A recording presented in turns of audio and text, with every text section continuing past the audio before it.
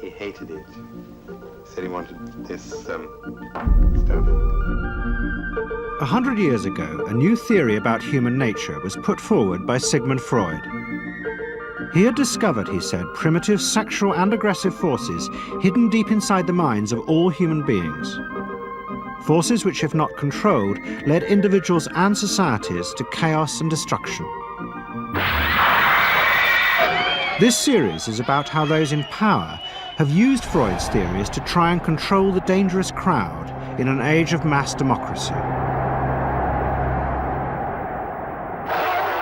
At the heart of the story is not just Sigmund Freud, but other members of the Freud family.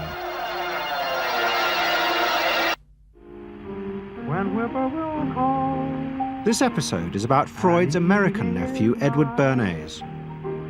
Bernays is almost completely unknown today, but his influence on the 20th century was nearly as great as his uncle's. Because Bernays was the first person to take Freud's ideas about human beings and use them to manipulate the masses.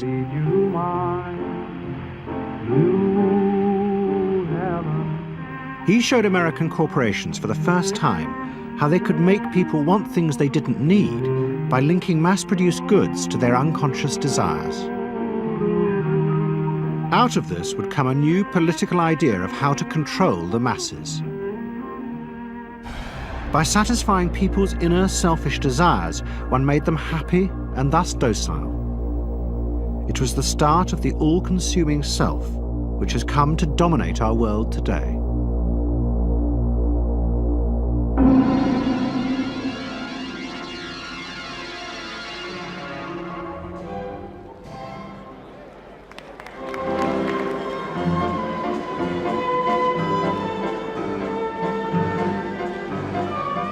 Freud's ideas about how the human mind works have now become an accepted part of society, as have psychoanalysts. Every year, the psychotherapist's ball is held in a grand palace in Vienna. This is the psychotherapy ball. Psychotherapists come, some advanced patients come, or former patients come, and many other people, friends, but also people from the Viennese society who like to go to a nice, elegant, comfortable ball. But it was not always so. 100 years ago, Freud's ideas were hated by Viennese society. At that time, Vienna was the center of a vast empire ruling Central Europe.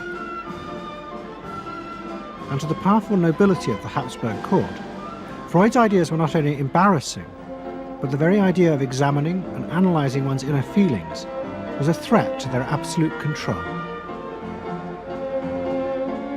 You see, at that time, these people had the power. And of course, you just were not allowed to show your bloody feelings. I mean, you just couldn't.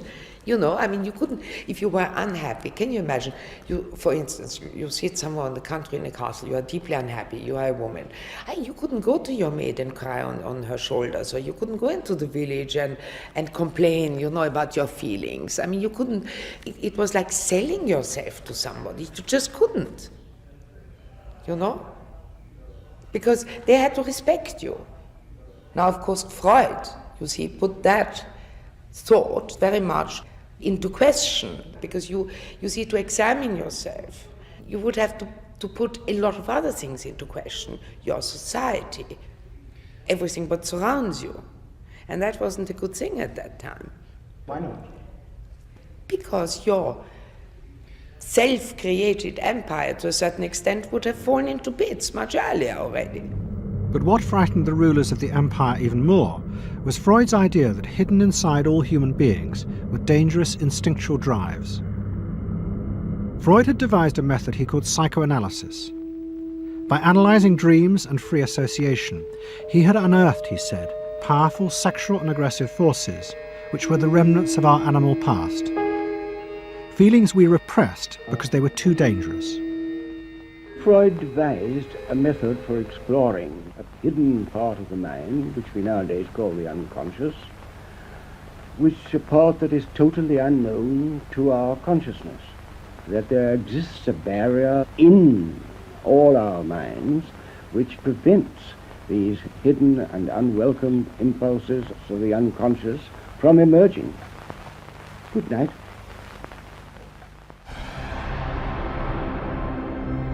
In 1914, the Austro-Hungarian Empire led Europe into war.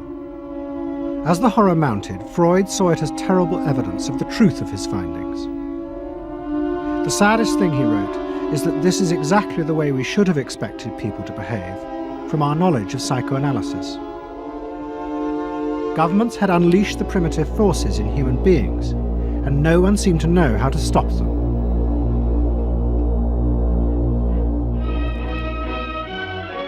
At that time, Freud's young nephew, Edward Bernays, was working as a press agent in America. His main client was the world-famous opera singer Caruso, who was touring the United States.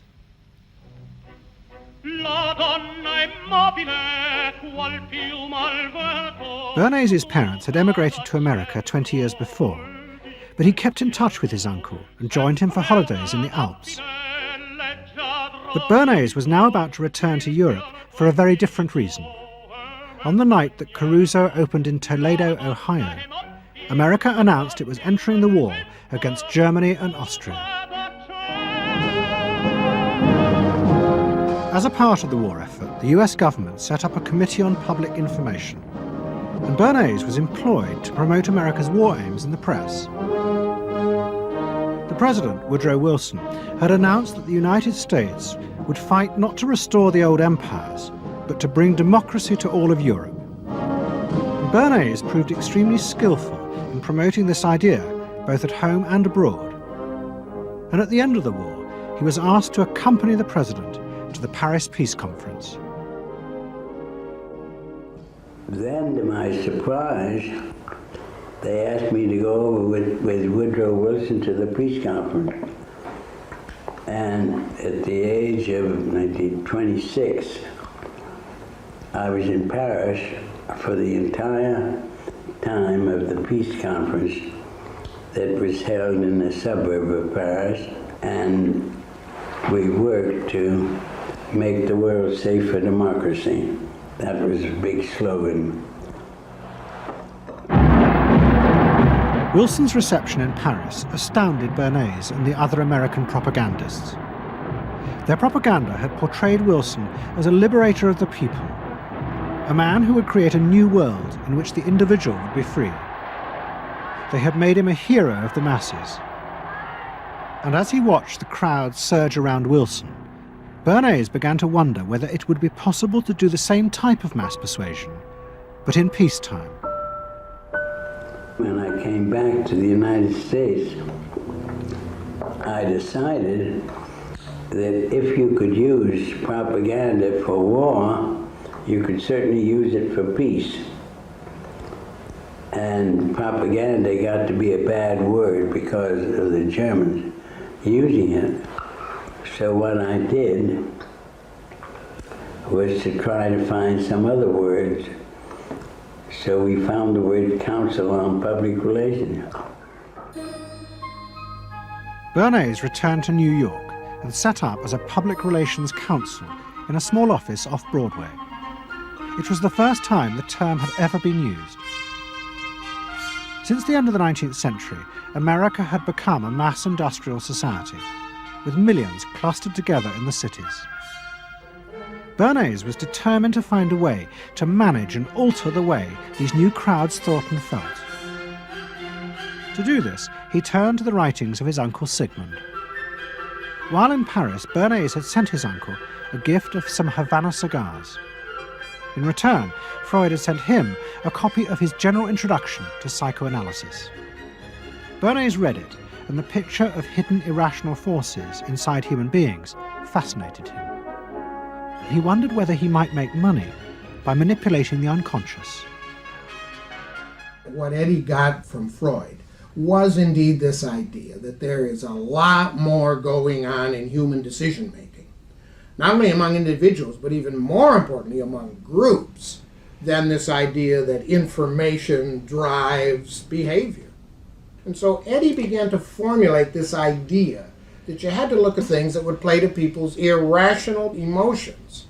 And you see, that moved Eddie immediately into a different category from other people in his field and most government officials and managers of the day who thought if you just hit people with all this factual information, they would look at that and say, oh, of course. And Eddie knew that was not the way the world worked. Bernays set out to experiment with the minds of the popular classes. His most dramatic experiment was to persuade women to smoke. At that time, there was a taboo against women smoking, and one of his early clients, George Hill, the president of the American Tobacco Corporation, asked Bernays to find a way of breaking it. He said, we're losing half of our market because men have invoked a taboo against women smoking in public. Can you do anything about that? I said, let me think about it. And then I said, have I your permission to see a psychoanalyst to find out what cigarettes mean to women? He said, what'll it cost? So I called up Dr. Brill, A.A. Brill, who was a leading psychoanalyst in New York at that time. How come you didn't call your uncle? Why didn't you call your uncle? Because he was in Vienna. A.A. Brill was one of the first psychoanalysts in America, and for a large fee he told Bernays that cigarettes were a symbol of the penis and of male sexual power. He told Bernays that if he could find a way to connect cigarettes with the idea of challenging male power, then women would smoke, because then they would have their own penises. Every year, New York held an Easter Day parade to which thousands came, and Bernays decided to stage an event there. He persuaded a group of rich debutantes to hide cigarettes under their clothes. Then they should join the parade, and at a given signal from him, they were to light up the cigarettes dramatically. Bernays then informed the press that he had heard that a group of suffragettes were preparing to protest by lighting up what they called torches of freedom. He knew this would be an outcry, and he knew that all of the photographers would be there to capture this moment. And so he was ready with a phrase which was torches of freedom. And so here you have a symbol, women, young women, debutantes, smoking a cigarette in public with a phrase that means anybody who believes in this kind of equality pretty much has to support them in the ensuing debate about this, because torches of freedom. I mean, what's on all American coins? It's liberty. She's holding up the torch, you see? And so all of this is there together. There's emotion, there's memory, there's a rational phrase, even though it's using a lot of emotional elements. It's a phrase that works in a rational sense. All of this is together.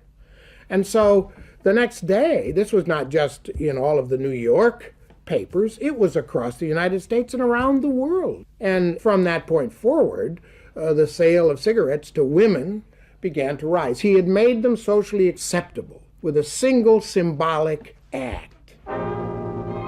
What Bernays had created was the idea that if a woman smoked, it made her more powerful and independent, an idea that still persists today.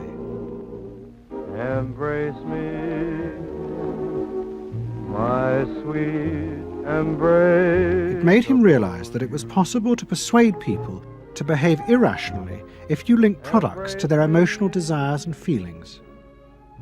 The idea that smoking actually made women freer was completely irrational, but it made them feel more independent.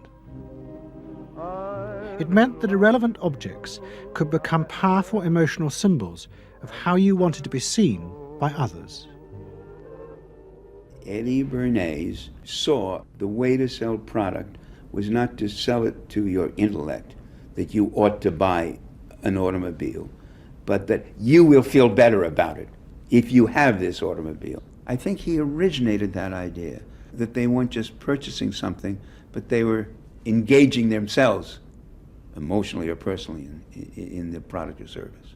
That it's not, you think you need a new piece of clothing, but you'll feel better with the piece of clothing. That was his contribution in a very real sense. We see it all over the place today, but I think he originated the idea of the emotional connect to a product or service. What Bernays was doing fascinated America's corporations. They had come out of the war rich and powerful, but they had a growing worry. The system of mass production had flourished during the war, and now millions of goods were pouring off production lines. What they were frightened of was the danger of overproduction, that there would come a point when people had enough goods and would simply stop buying. Up until that point, the majority of products were still sold to the masses on the basis of need. While the rich had long been used to luxury goods, for the millions of working-class Americans, most products were still advertised as necessities.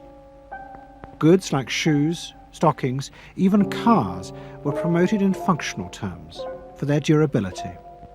The aim of the advertisements was simply to show people the product's practical virtues, nothing more.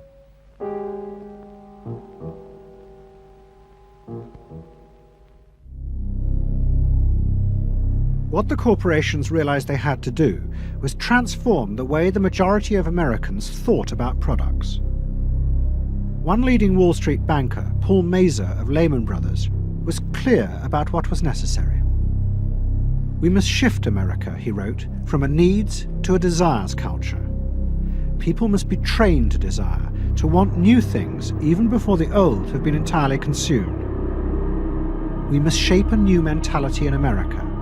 Man's desires must overshadow his needs." Prior to that time, there was no American consumer. There was the American worker, and there was the American owner, and they manufactured and they saved and they ate what they had to, and the people shopped for what they needed.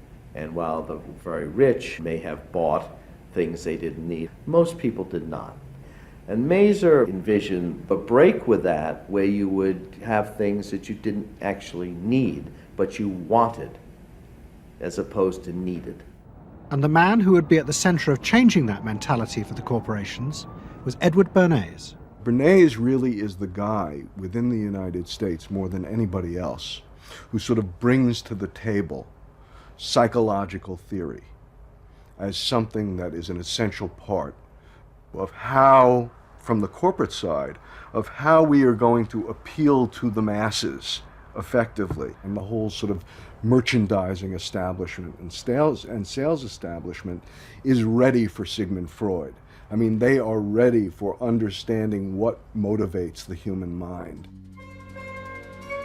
And so that there's this real openness to Bernays' techniques being used to sell products to the masses. Beginning in the early 20s, the New York banks funded the creation of chains of department stores across America. They were to be the outlets for the mass-produced goods, and Bernays' job was to produce the new type of customer. Bernays began to create many of the techniques of mass consumer persuasion that we now live with. He was employed by William Randolph Hearst to promote his new women's magazines, and Bernays glamorized them by placing articles and advertisements that linked products made by others of his clients to famous film stars like Clara Bow, who was also his client. Bernays also began the practice of product placement in the movies, and he dressed the stars at the film's premieres with clothes and jewellery from other firms he represented. He was, he claimed, the first person to tell car companies they could sell cars as symbols of male sexuality. He employed psychologists to issue reports that said products were good for you, and then pretended they were independent studies.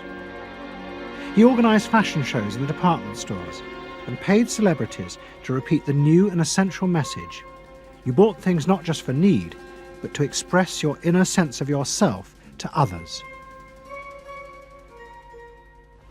There's a psychology of dress. Have you ever thought about it? How it can express your character?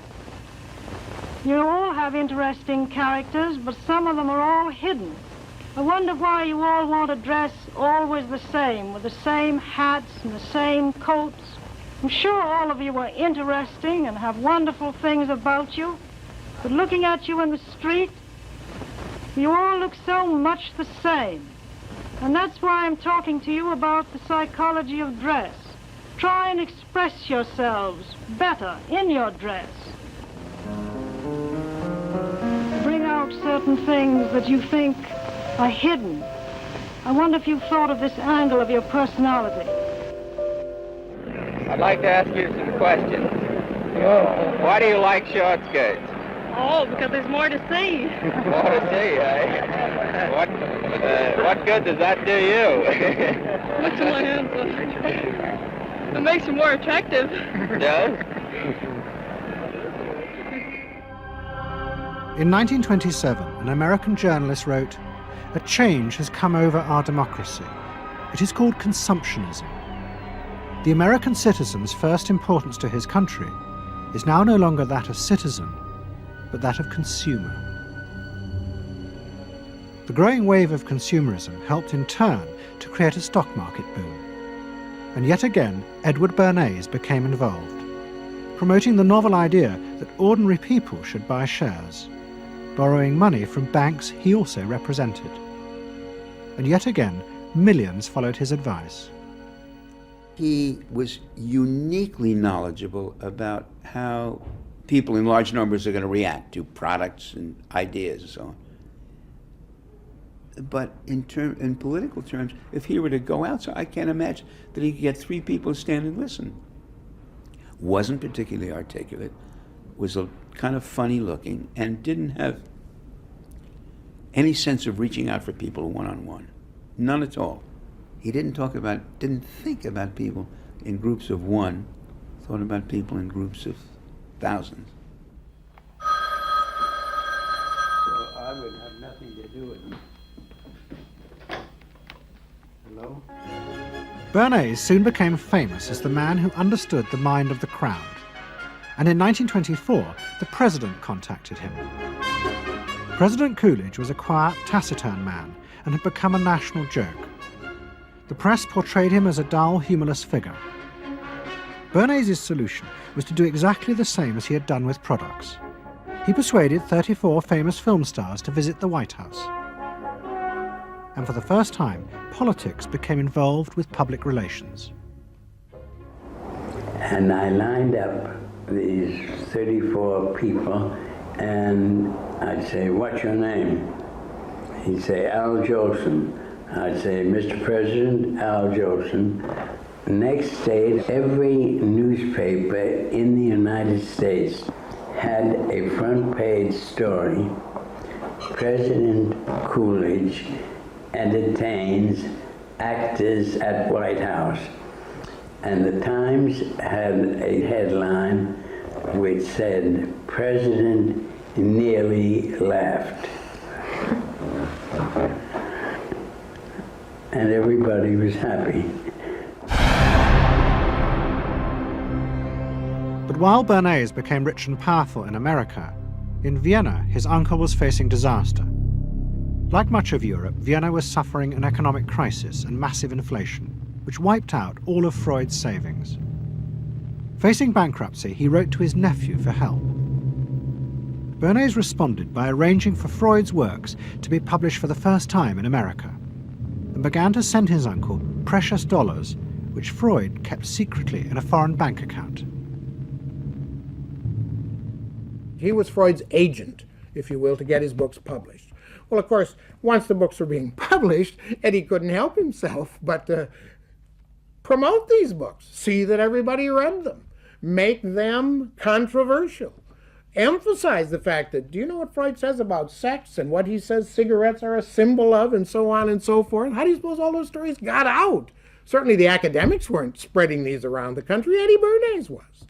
Then, when Freud became accepted, well then, of course, to go to a client and say, "Well, Uncle Siggy," see, then that had some cachet. But notice there, first Eddie created Uncle Siggy in the U.S., made him acceptable, secondly, and thirdly, then capitalized on Uncle Siggy. Typical Bernays performance. Bernays also suggested that Freud promote himself in the United States. He proposed his uncle write an article for Cosmopolitan, a magazine that Bernays represented, entitled "A Woman's Mental Place in the Home." Freud was furious. Such an idea, he said, was unthinkable. It was vulgar, and anyway, he hated America. Freud was now becoming increasingly pessimistic about human beings.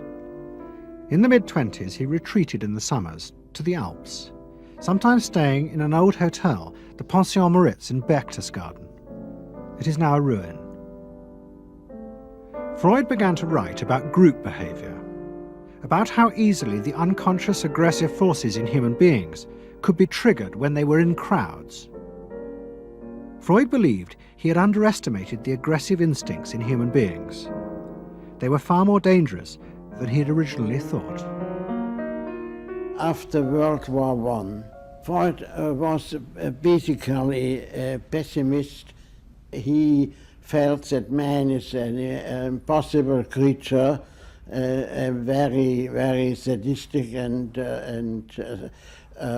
bad species, and did not believe that man can be improved. Man is a ferocious animal, the most ferocious animal that exists. They enjoy torturing and killing, and he didn't like man. The publication of Freud's works in America had an extraordinary effect on journalists and intellectuals in the 1920s. What fascinated and frightened them was the picture Freud painted of submerged, dangerous forces lurking just under the surface of modern society. Forces that could erupt easily to produce the frenzied mob which had the power to destroy even governments. It was this they believed had happened in Russia. To many, this meant that one of the guiding principles of mass democracy was wrong. The belief that human beings could be trusted to make decisions on a rational basis. The leading political writer, Walter Lippmann, argued that if human beings were in reality driven by unconscious, irrational forces, then it was necessary to rethink democracy. What was needed was a new elite who could manage what he called the bewildered herd. This would be done through psychological techniques that would control the unconscious feelings of the masses.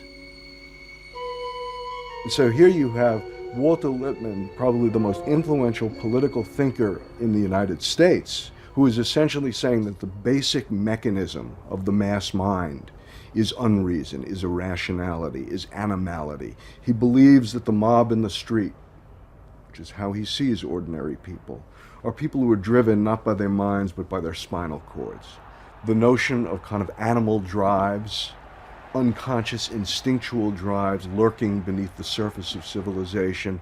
And so they started looking towards psychological science as a way of understanding the mechanisms by which the popular mind works, specifically with the goal of figuring out how to understand how to apply those mechanisms to strategies for social control. Edward Bernays was fascinated by Lippmann's arguments, and also saw a way to promote himself by using them. In the 1920s, he began to write a series of books which argued that he had developed the very techniques Lippmann was calling for. By stimulating people's inner desires and then sating them with consumer products, he was creating a new way to manage the irrational force of the masses. He called it the engineering of consent. Democracy, to my father, was a wonderful concept, but I don't think he felt that all those publics out there had reliable judgment, and that they very easily might vote for the wrong man or want the wrong thing, so that they had to be guided from above. It's enlightened despotism in a sense. You appeal to their desires and their unrecognized longings, that sort of thing. That you can tap into their deepest desires or their deepest fears and use that to your own purposes. And then, in 1928, a president came to power who agreed with Bernays. President Hoover was the first politician to articulate the idea that consumerism had become the central motor of American life. After his election, he told a group of advertisers and public relations men, "You have taken over the job of creating desire and have transformed people into constantly moving happiness machines. machines which have become the key to economic progress. What was beginning to emerge in the 1920s was a new idea of how to run mass democracy. At its heart was the consuming self, which not only made the economy work, but was happy and docile, and so created a stable society. Both Bernays and Littman's concept of managing the masses takes the idea of democracy and it turns it into a palliative. It turns it into giving people some kind of feel-good medication that will respond to an immediate pain or an immediate yearning, but will not alter the objective circumstances one iota. I mean, democracy really, the idea of democracy at its heart was about changing the relations of power that had governed the world for so long. And Bernays' concept of democracy was one of maintaining the relations of power, even if it meant that one needed to sort of stimulate the psychological lives of the public. And in fact, in his mind, that was what was necessary. That if you can keep stimulating the irrational self, then leadership can basically go on doing what it wants to do. Bernays now became one of the central figures in a business elite that dominated American society and politics in the 1920s. He also became extremely rich and lived in a suite of rooms in one of New York's most expensive hotels, where he gave frequent parties. Oh my goodness. He had a home in the corner suite of the Sherry Netherland Hotel. And here's this wonderful suite with all these windows looking out on Central Park and across at the plaza and on the square. And he would use this place to hold a soiree. The mayor would come. All the media leaders would come, the political leaders, the business leaders, the people in the arts. I mean, it was a who's who. People wanted to know Eddie Bernays because, you know, he himself became a sort of a famous man, a sort of a magician who could make these things happen. He knows everybody. He knows the mayor and he knows the senator and he calls politicians on the telephone as if he did get literally a high or a bang out of doing what he did. And that's fine, but it can be a little hard on the people around you, especially when you make other people feel stupid. People who worked for him were stupid, and children were stupid, and if people did things in a way that he wouldn't have done them, they were stupid. It was a word that he used over and over and over, dope and stupid. And the masses? They were stupid.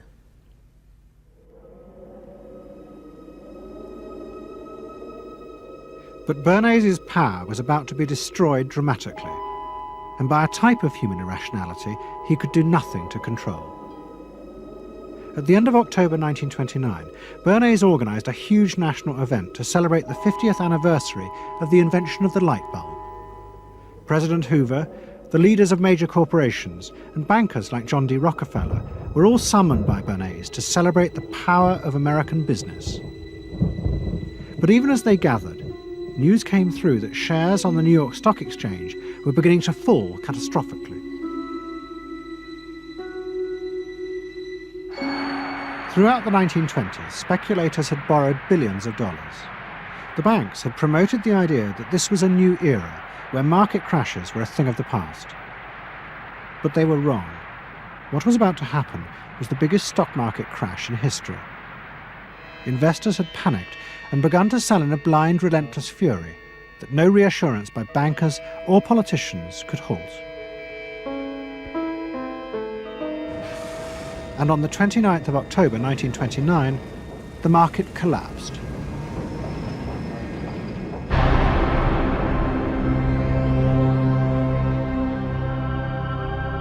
The effect of the crash on the American economy was disastrous. Faced with recession and unemployment, millions of American workers stopped buying goods they didn't need. The consumer boom that Bernays had done so much to engineer disappeared, and he and the profession of public relations fell from favour. Bernays' brief moment of power seemed to be over.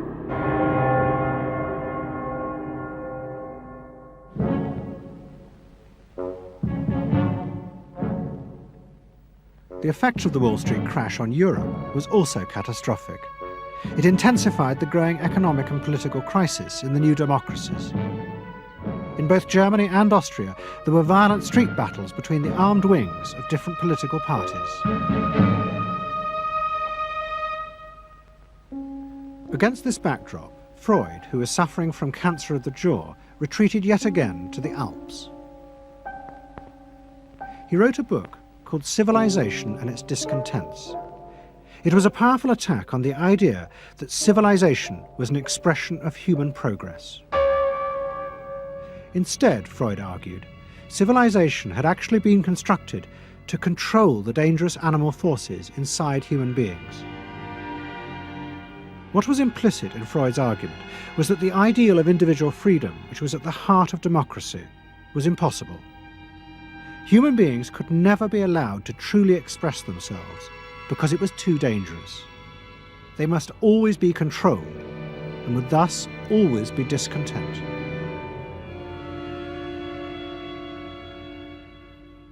Man doesn't want to be civilized, and he is, civilization brings discontent, but it's necessary to survival. Otherwise he couldn't survive. So he must be discontent, because this would be the only way to keep him within limits. But what did Freud think about the idea of the equality of man? He didn't believe in it. We had 32 parties, and Hitler said, before those parties don't vanish, there is no Germany. That's true. You can't have 32 parties, and so they felt this one person will put an end to this comedy. Freud was not alone in his pessimism. Politicians like Adolf Hitler emerged from a growing despair in the 1920s about democracy. The Nazis were convinced that democracy was dangerous because it unleashed a selfish individualism, but didn't have the means to control it. Hitler's party, the National Socialists, stood in elections, promising in their propaganda that they would abandon democracy because of the chaos and unemployment it led to. Die Parteien versprachen den Himmel auf Erden.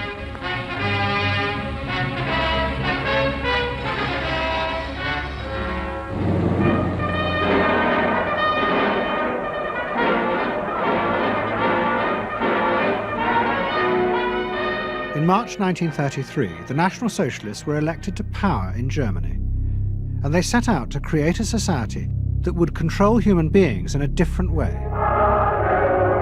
One of their first acts was to take control of business. The planning of production would in future be done by the state. The free market was too unstable, as the crash in America had proved. Workers' leisure time was also planned by the state through a new organization called Strength Through Joy. One of its mottos was service, not self.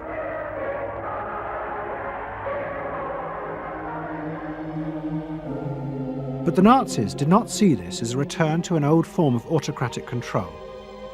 It was a new alternative to democracy, in which the feelings and the desires of the masses would still be central, but they would be channeled in such a way as to bind the nation together. The chief exponent of this was Joseph Goebbels, the Minister of Propaganda. Es mag gut sein, Macht zu besitzen, die auf Gewehren ruht. Besser aber und beglückender ist es, das Herz eines Volkes zu gewinnen und es auch zu behalten. Goebbels organized huge rallies whose function, he said, was to forge the mind of the nation into a unity of thinking, feeling, and desire. One of his inspirations, he told an American journalist, was the writings of Freud's nephew, Edward Bernays. In his work on crowd psychology, Freud had described how the frightening irrationality inside human beings could emerge in such groups. The deep, what he called libidinal forces of desire, are given up to the leader, while the aggressive instincts are unleashed on those outside the group. Freud wrote this as a warning, but the Nazis were deliberately encouraging these forces because they believed they could master and control them. Well, Freud was saying that masses are bound by libidinal forces. They love each other and delegate their ideas and their feelings to the chap on top. What are libidinal forces? What are libidinal forces? Well, forces of love. Not hate? No. Hate is delegated to the others outside.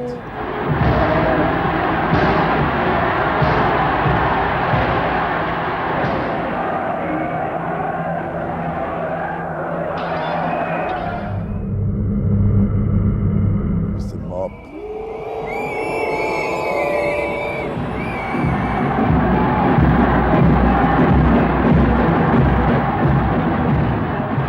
I could see from afar, looking up Wilhelmstraße towards unter den Linden, how those 100,000 of people, when they passed Hitler, they just became completely delirious.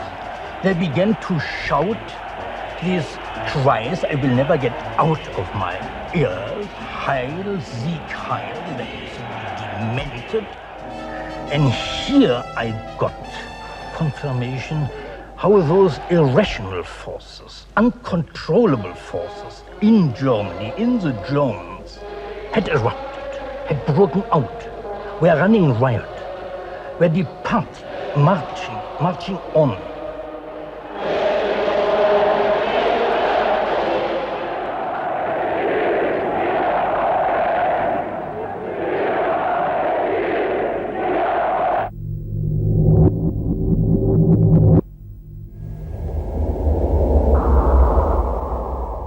And in America too, democracy was under threat from the force of the angry mob. The effect of the stock market crash had been disastrous. There was growing violence as an angry population took out their frustration on the corporations who were seen to have caused this disaster.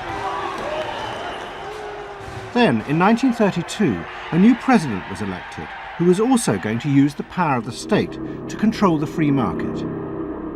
But his aim was not to destroy democracy, but to strengthen it. And to do this, he was going to develop a new way of dealing with the masses. I am prepared, under my constitutional duty, to recommend the measures that a stricken nation in the midst of a stricken world may require. But in the event that the national emergency is still critical, I shall not evade the clear course of duty that will then confront me. I shall ask the Congress for the one remaining instrument to meet the crisis: broad executive power.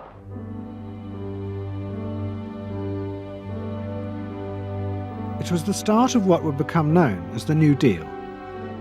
Roosevelt assembled a group of young technocrats and planners in Washington. He told them that their job was to plan and run giant new industrial projects for the good of the nation. Roosevelt was convinced that the stock market crash had shown that laissez-faire capitalism could no longer run modern industrial economies. It had become the job of government. Big business was horrified, but the New Deal attracted the admiration of the Nazis, especially Joseph Goebbels. Wir betrachten die wirtschaftliche Entwicklung in Amerika mit dem allergrößten positiven Interesse. Und wir sind dort der festen Überzeugung, dass Präsident Roosevelt und seine Berater auf dem richtigen Wege sind.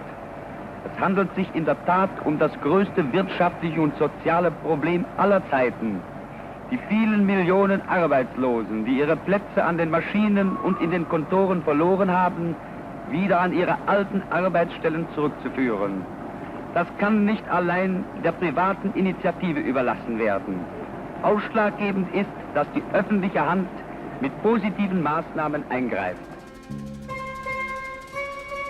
But although Roosevelt, like the Nazis, was trying to organize society in a different way, unlike the Nazis, he believed that human beings were rational and could be trusted to take an active part in government.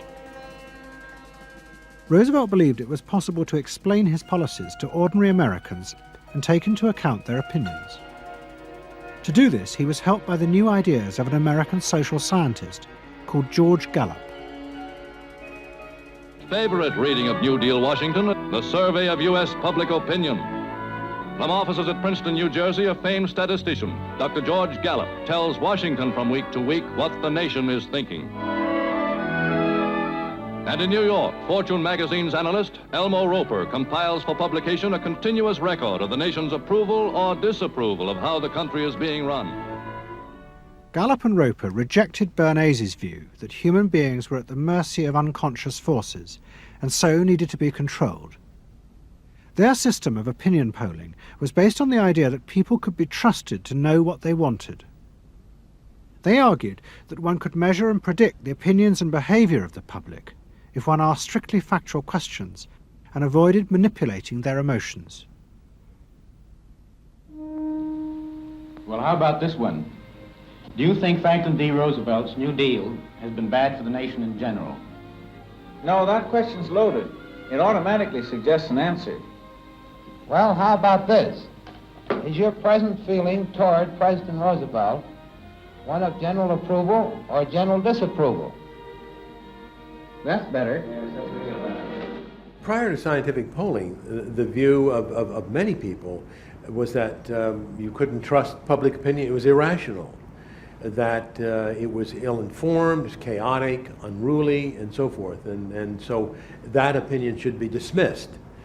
But with scientific polling, I think it established very clearly that people are rational, that they do make good decisions, and this offers democracy a chance to be truly informed by the public, giving everybody a voice in the way the country is run. I know my father wouldn't necessarily say the voice of the public is the voice of God, but he did feel very much that the voice of the people is a rational voice and should be heard. What Roosevelt was doing was forging a new connection between the masses and politicians. No longer were they irrational consumers who were managed by sating their desires. Instead, they were sensible citizens who could take part in the governing of the country. In 1936, Roosevelt stood for re-election. He promised further control over big business. To the corporations, it was the beginning of a dictatorship.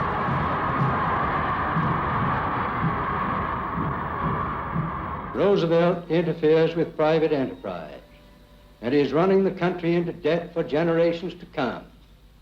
The way to get recovery is to let business alone. But Roosevelt was triumphantly re-elected. It looks, my friends, like a real landslide this time. So please let me thank you again and tell you that I hope to see you all very soon and bid you an affectionate good night. Faced with this, business now decided to fight back, to regain power in America. At the heart of the battle would be Edward Bernays and the profession he had invented, public relations. Following that election, business people start to get together and start to carry on discussions, primarily in private, and they start talking to each other about the need to sort of carry on ideological warfare against the New Deal and to sort of reassert the sort of connectedness between the idea of democracy on the one hand and the idea of privately owned business on the other. And so, under the umbrella of an organization which still exists, which is called the National Association of Manufacturers, and whose membership included all of the major corporations of the United States, a campaign is launched explicitly designed to create emotional attachments between the public and big business. It's Bernays' techniques being used on a grand scale. I mean, totally.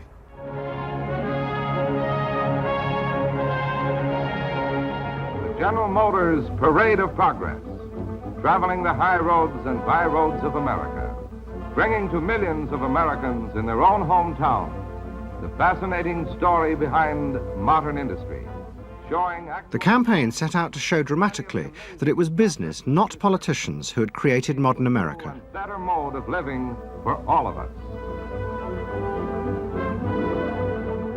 Bernays was an advisor to General Motors, but he was no longer alone. The industry he had founded now flourished as hundreds of public relations advisors organized a vast campaign. They not only used advertisements and billboards, but managed to insinuate their message into the editorial pages of the newspapers. It became a bitter fight. In response to the campaign, the government made films that warned of the unscrupulous manipulation of the press by big business. And the central villain was the new figure of the public relations man. They tried to achieve their ends by working entirely behind the scenes, corrupting and deceiving the public. The aims of such groups may be either good or bad, so far as the public interest is concerned, but their methods are a grave danger to democratic institutions. The films also showed how the responsible citizen could monitor the press themselves. They could create a chart that analyzed the reporting for signs of hidden bias. But such earnest instruction was to be no match for the powerful imagination of Edward Bernays. He was about to help create a vision of the utopia that free market capitalism would build in America if it was unleashed.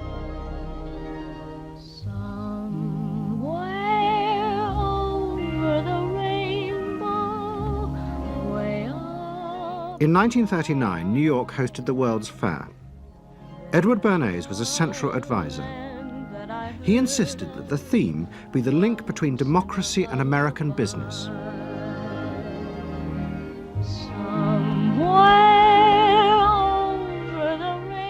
At the heart of the fair was a giant white dome that Bernays named Democracity. And the central exhibit was a vast working model of America's future, constructed by the General Motors Corporation. To my father, the World's Fair was an opportunity to keep the status quo, that is, capitalism, in a democracy. Democracy and capitalism, that marriage, right, linking, just like that. He did that by manipulating people and getting them to think that you couldn't have real democracy in anything but a capitalist society, which was capable of doing anything, of creating these wonderful highways, of making, moving pictures inside everybody's house, of telephones that didn't need cords, of sleek roadsters. I mean, it was consumerist, but at the same time, you inferred that in a funny way, democracy and capitalism went together. The World's Fair was an extraordinary success and captured America's imagination. The vision it portrayed was of a new form of democracy, in which business responded to people's innermost desires in a way politicians could never do. But it was a form of democracy that depended on treating people not as active citizens, as Roosevelt did, but as passive consumers. Because this, Bernays believed, was the key to control in a mass democracy. It's not that the people are in charge, but that the people's desires are in charge. The people are not in charge. The people exercise no decision-making power within this environment. So democracy is reduced from something which assumes an active citizenry to the idea of the public as passive consumers. Driven primarily by instinctual or unconscious desires, and that if you can in fact trigger those needs and desires, you can get what you want from them.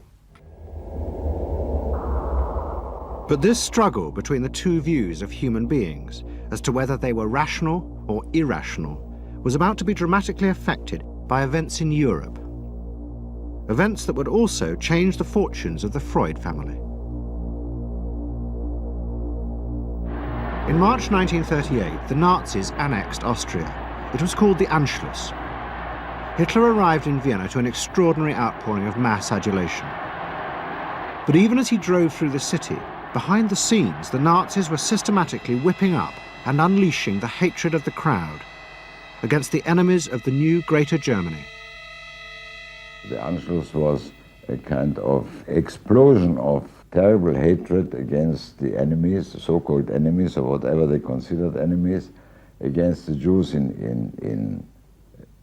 totally, and also against a lot of very decent Austrians who had opposed the Nazis in Austria. They said it's legitimate now, you can do what you want, so they did it. Stealing, robbing and killing, I can't say it otherwise. And human depravity, of course, is always very near to normal behavior. It can change very quickly.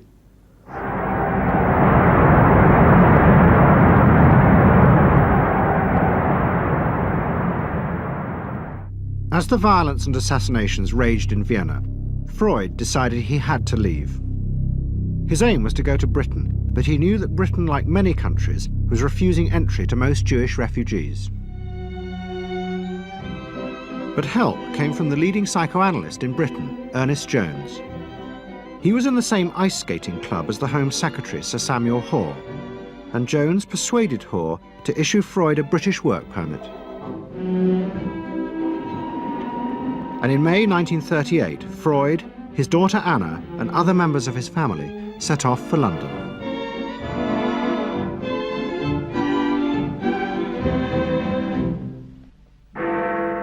Freud arrived in London as Britain was preparing for war, and he settled with his daughter Anna in a house in Hampstead. But Freud's cancer was now far advanced, and in September 1939, just 3 weeks after the outbreak of war, he died.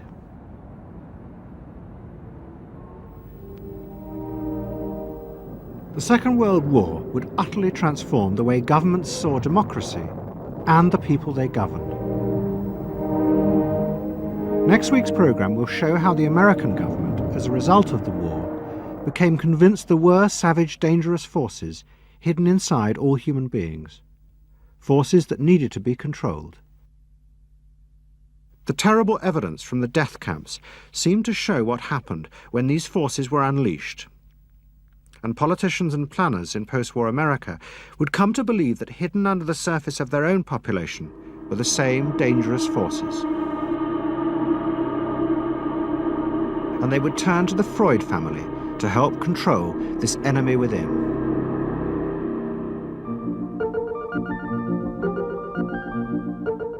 And ever adaptable, Edward Bernays would work not just for the American government, but the CIA.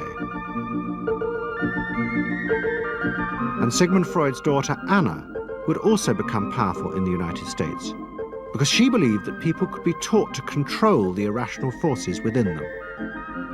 Out of this would come vast government programs to manage the inner psychological life of the masses.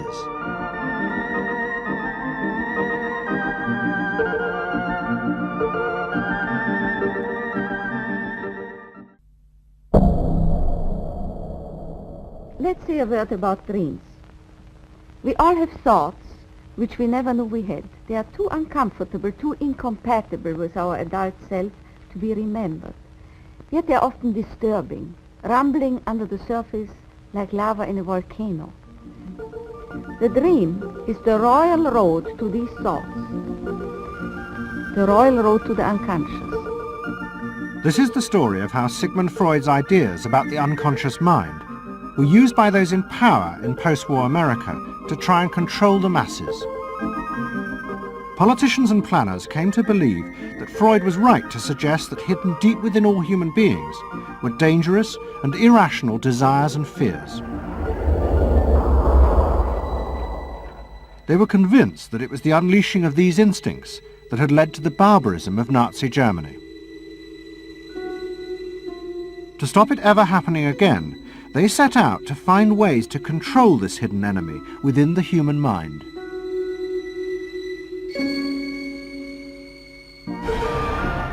At the heart of the story are Sigmund Freud's daughter Anna and his nephew Edward Bernays, who had invented the profession of public relations.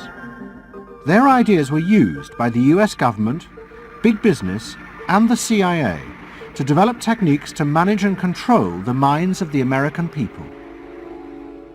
Those in power believed that the only way to make democracy work and create a stable society was to repress the savage barbarism that lurked just under the surface of normal American life.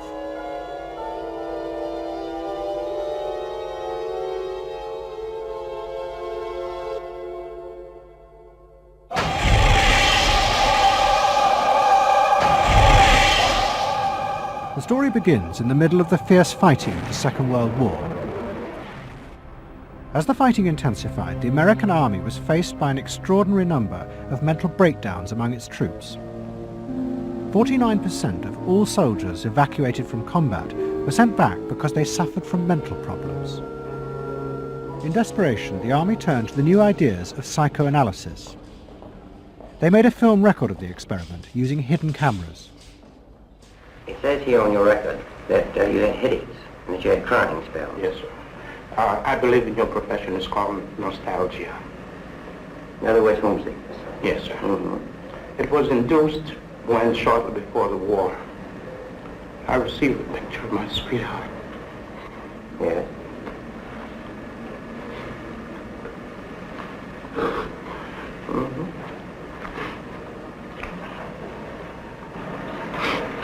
I'm sorry, I can't continue. That's all right.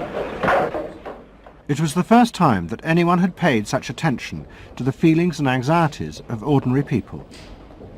At the heart of the experiment were a number of refugee psychoanalysts from Central Europe. They worked with American psychiatrists to guide and shape the project. When I first came to America, I worked in the psychiatric service with soldiers trying to rehabilitate them. And I traveled in the train from the East Coast to the West Coast. I was enormously curious what goes on in all of those little towns that the train is passing. After my years in the army, I knew exactly what everybody was doing in the little towns. Because I saw so many people who came from there, and I understood their aspirations, their disappointments, and so forth. So it was as if somebody invited me to a privileged tour into the inner soul of America. I'm not doing this deliberately, so Of course please you're believe not. me. I do believe you. A display of emotion is sometimes very helpful. I hope so, sir. Sure, it gets it off the chest. Well, sir, to be perfectly honest with you, I'm very much in love with my sweetheart.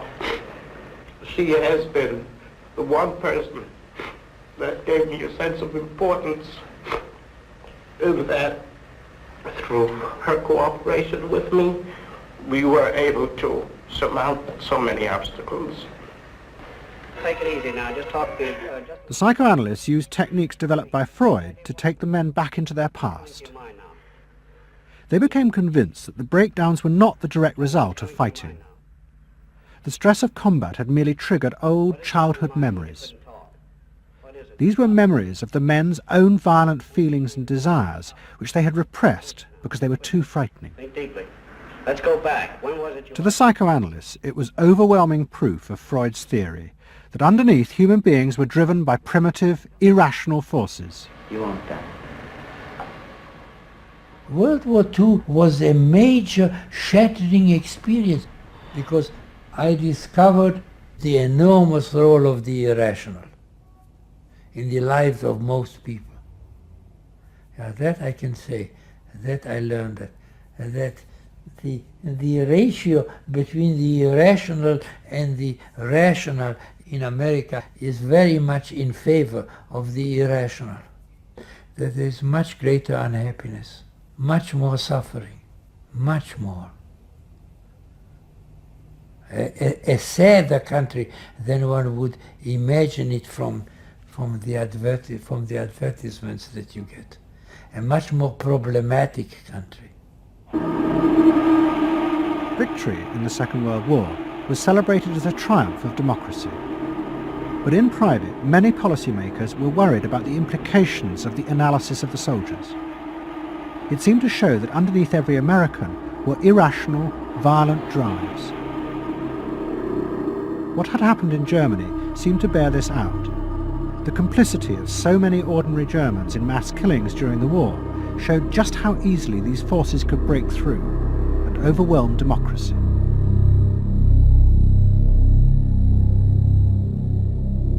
Planners and policymakers had been convinced by their experiences during World War II that human beings could act very irrationally because of this sort of teeming and raw and unpredictable emotionality.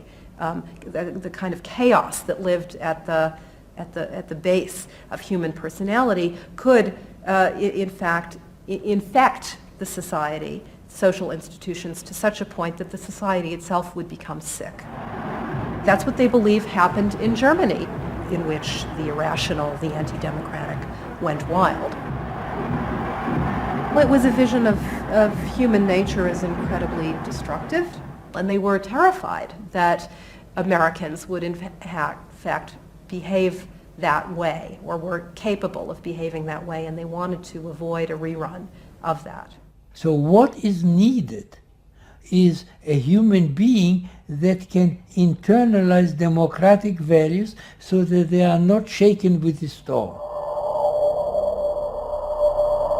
And psychoanalysis carried in it the promise that it can be done.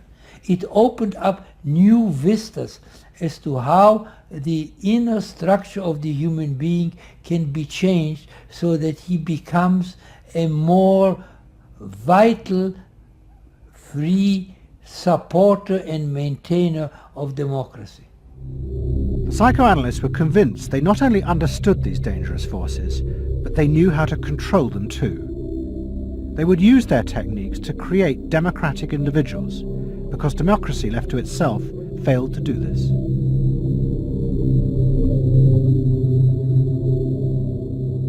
The source of this idea was not only Sigmund Freud, but his youngest daughter, Anna.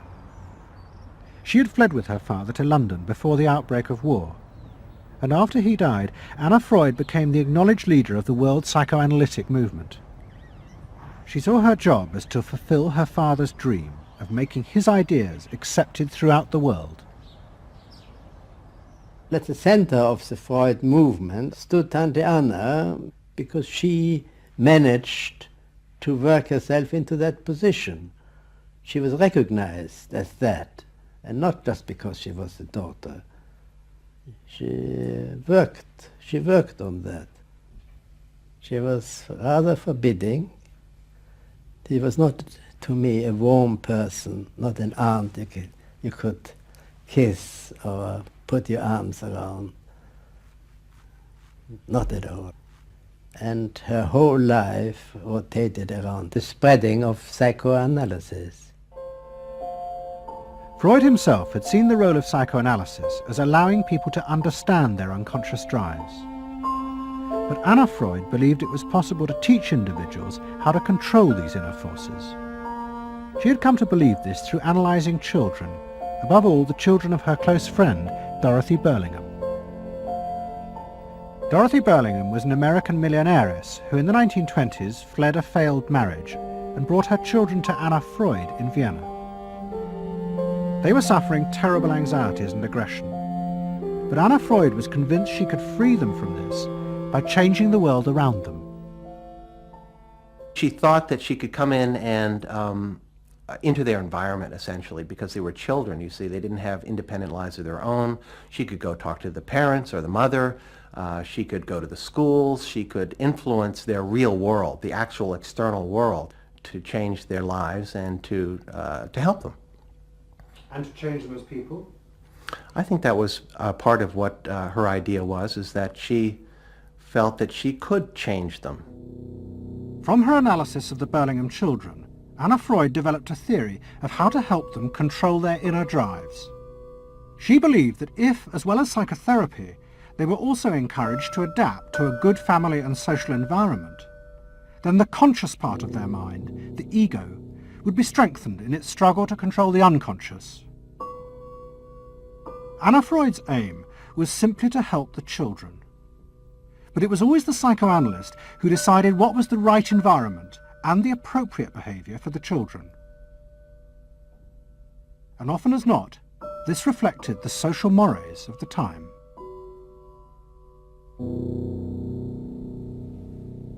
In my father's case, they were concerned that he would be a homosexual. And so a lot of their efforts went into preventing or trying to stop my father from becoming a homosexual. Whether or not he would have or did, or it's unknown to me. Why did they want to stop him? Because they felt it was abnormal. It wasn't a normal way to develop. They wanted to have him develop along lines that society recognized to be normal, because if they didn't, then you're going to be under the control of forces that you don't understand, that you're not even aware of. The analysis seemed to be a great success, and in the 30s the Burlingham children had returned to America. They settled down to happy married lives in the suburbs. What they didn't realize was that their experience was about to become a template for a giant social experiment to control the inner mental life of the American population. In 1946, President Truman signed the National Mental Health Act. It had been born directly out of the wartime discoveries by psychoanalysts that millions of Americans who had been drafted suffered hidden anxieties and fears. The aim of the Act was to deal with this invisible threat to society.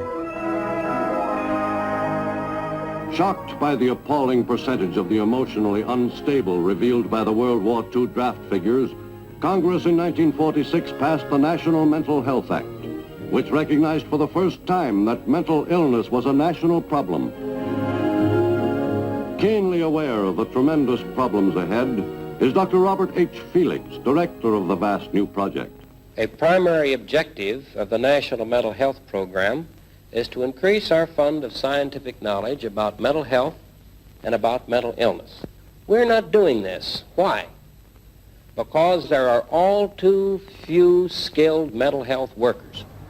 Two of the principal architects of the Act were the Menninger brothers, Carl and Will. Will had run the wartime psychotherapy experiments, and now he and his brother began to train hundreds of new psychiatrists. The Menningers were convinced that it would be possible to apply Anna Freud's ideas on a wide scale, and to adults as well as children. The psychiatrist's job would be to teach ordinary Americans how to control their unconscious drives. Psychoanalysis could be used to make a better society. They said psychoanalytic thinking could make for the betterment of society, because you could change the way the mind functioned. And you could take the ways in which people did hurtful things to themselves and others and alter them by enlarging their understanding. And this was the vision psychoanalysis brought.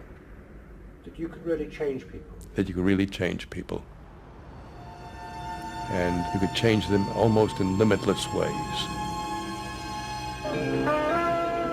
In the late 40s, a vast project began in America to apply the ideas of psychoanalysis to the masses. Psychological guidance centres were set up in hundreds of towns. They were staffed by psychiatrists who believed it was their job to control the hidden forces inside the minds of millions of ordinary Americans. Yes, I need something done. I need some help. Did you have any particular teachers that you liked, any sort? Well, I liked all my teachers except one, I remember. What was the trouble with this one? I don't know, she just scared me most of the time. Holler at me and I'd run outside and vomit.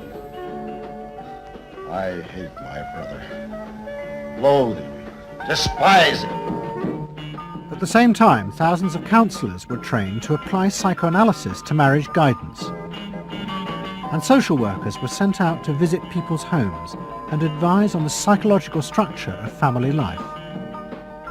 Behind all this was the fundamental idea of Anna Freud's, that if people were encouraged to conform to the accepted patterns of family and social life, then their ego would be strengthened. They would be able to control the dangerous forces within them. When your emotions control your actions, it affects not only yourself, but the people around you. And if this sort of flare-up is repeated often, it might lead to a permanently warped personality. You can control the fire of your emotions so that your personality becomes more pleasant. So we expect that someone who's been through that experience to be much more insightful, much more understanding, and a much better regulated person. And what happens to the guy? And regulation includes being able to let go, as it were, to enjoy a football game or a soccer game.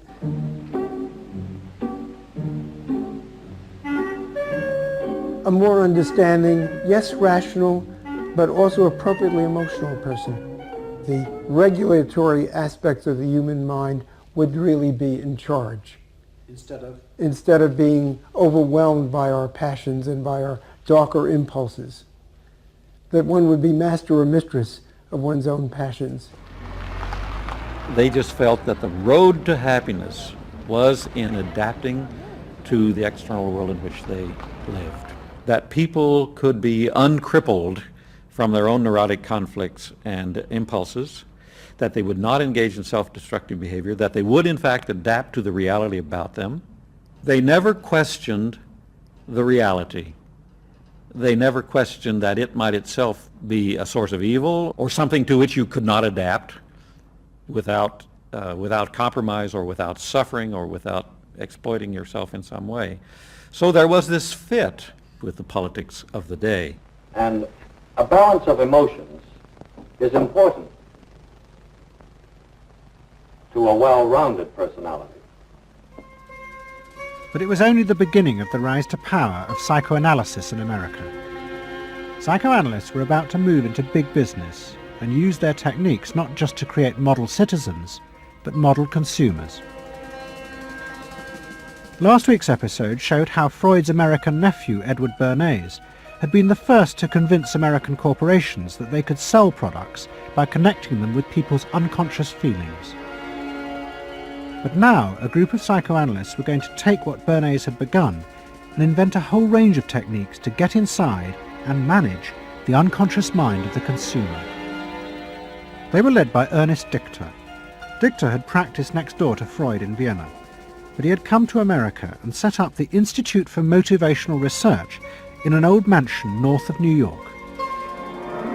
This is the Institute for Motivational Research, a place devoted to the intriguing business of finding out why people behave as they do, why they buy as they do, why they respond to advertising as they do. And this is Dr. Ernest Dichter. We don't go out and ask directly, why do you buy, why don't you? What we try to do instead is to understand the total personality, the self-image of the customer. We use all the resources of modern social sciences. It opens up some stimulating psychological techniques for selling any new product.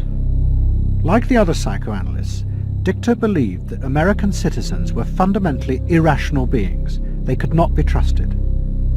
Their real reasons for buying products were rooted in unconscious desires and feelings. And Dichter wanted to find ways to uncover what he called the secret self of the American consumer.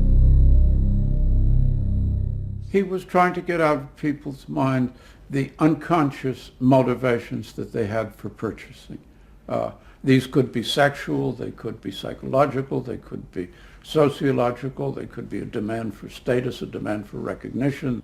There were things that people couldn't verbalize or wouldn't verbalize because they were too secret to them. They were too much a part of their nature, and they would be embarrassed. They would be embarrassed if they came out and said things like this. He would interview people, but not ask them direct questions, but let them talk freely like you do in psychoanalysis. And that was his background. And so he said, why can't we have a group therapy session about products? All right? And so Dichter built this room up above his garage, and he said we can have psychoanalysis of products. They can actually act out and verbalize their wants and needs.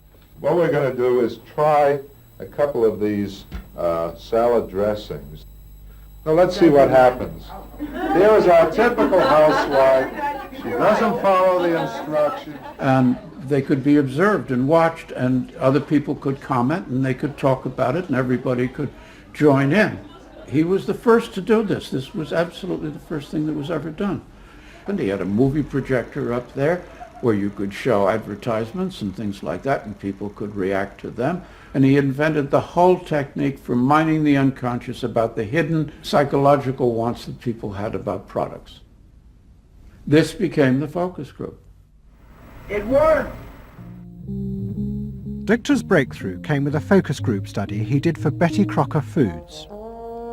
Like many food manufacturers in the early 50s, they had invented a new range of instant convenience foods. But although consumers had told market researchers they would welcome the idea, in fact they were refusing to buy them. The worst problem was the Betty Crocker cake mix. Dichter did a series of focus groups where housewives free associated about the cake mix. He concluded that they felt unconscious guilt at the new image being promoted of ease and convenience. In other words, he understood that the barrier to the consumption of the product was the housewife's feeling of guilt about using it. They basically, on one hand, wanted to make it easy for themselves, but they felt guilty about it. So what you've got to do in those circumstances is remove the barrier being guilt. The way you do that is to give the housewife a greater sense of participation. And how do you do that? By adding an egg. Simple as that. As simple as that. Dichter told Betty Crocker to put an instruction on the packet that the housewife should add an egg. It would be an unconscious symbol, he said, of the housewife mixing in her own eggs as a gift to her husband, and so would lessen the guilt. Betty Crocker did it, and the sales soared. My cake is ready. The consumer may have basic needs that the consumer himself or herself doesn't fully understand. You have to know what those needs are in order to fully exploit the consumer. Is it wrong to give people what they want by taking away their defenses, helping remove their defenses? It seems so much longer than last year. It is. Nearly 4 inches longer in some models. Oh! Dichter's success led to a rush by corporations and advertising agencies to employ psychoanalysts. They became known as the Depth Boys, and they promised to show companies how to make millions by connecting their products with people's hidden desires. Dichter himself became a millionaire, famous for inventing slogans like "a tiger in your tank." Even the marketing of the Barbie doll came from a children's focus group. And so it goes. But Dichter was convinced that this was far more than just selling. Like Anna Freud, he believed that the environment could be used to strengthen the human personality. And products had the power both to sate inner desires and give people a feeling of common identity with those around them. It was a strategy for creating a stable society. Dichter called it the strategy of desire. To understand a stable citizen, you have to know that modern man quite often tries to work off his frustrations by spending on self-gratification. Modern man is eternally ready to fill out his self-image by purchasing products which complement it. If you identify yourself with a product, it can have a therapeutic value. It improves your self-image and you become a more secure person and you have suddenly this confidence of going out in the world and doing what you want successfully. Bernays believed that that would then improve the whole of our society and become the best society on this planet.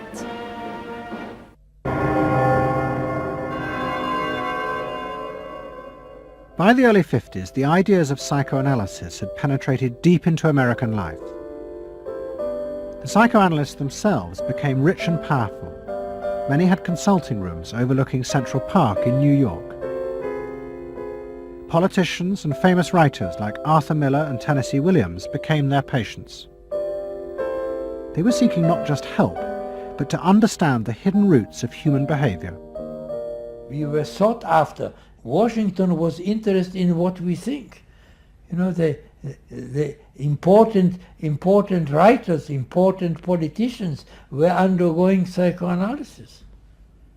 It was, we had waiting lists because there were so many patients that wanted to be analyzed. So it gave us a little bit of a swellhead.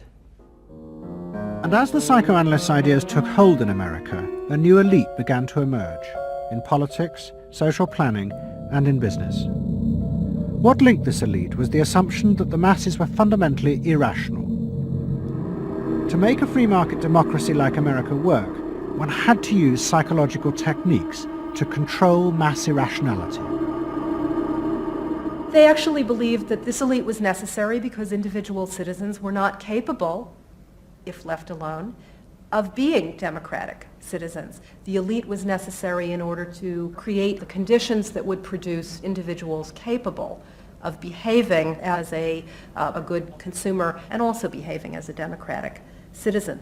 They didn't see their activities as anti-democratic, as undermining the capacity of individual citizens for democracy. Quite the opposite.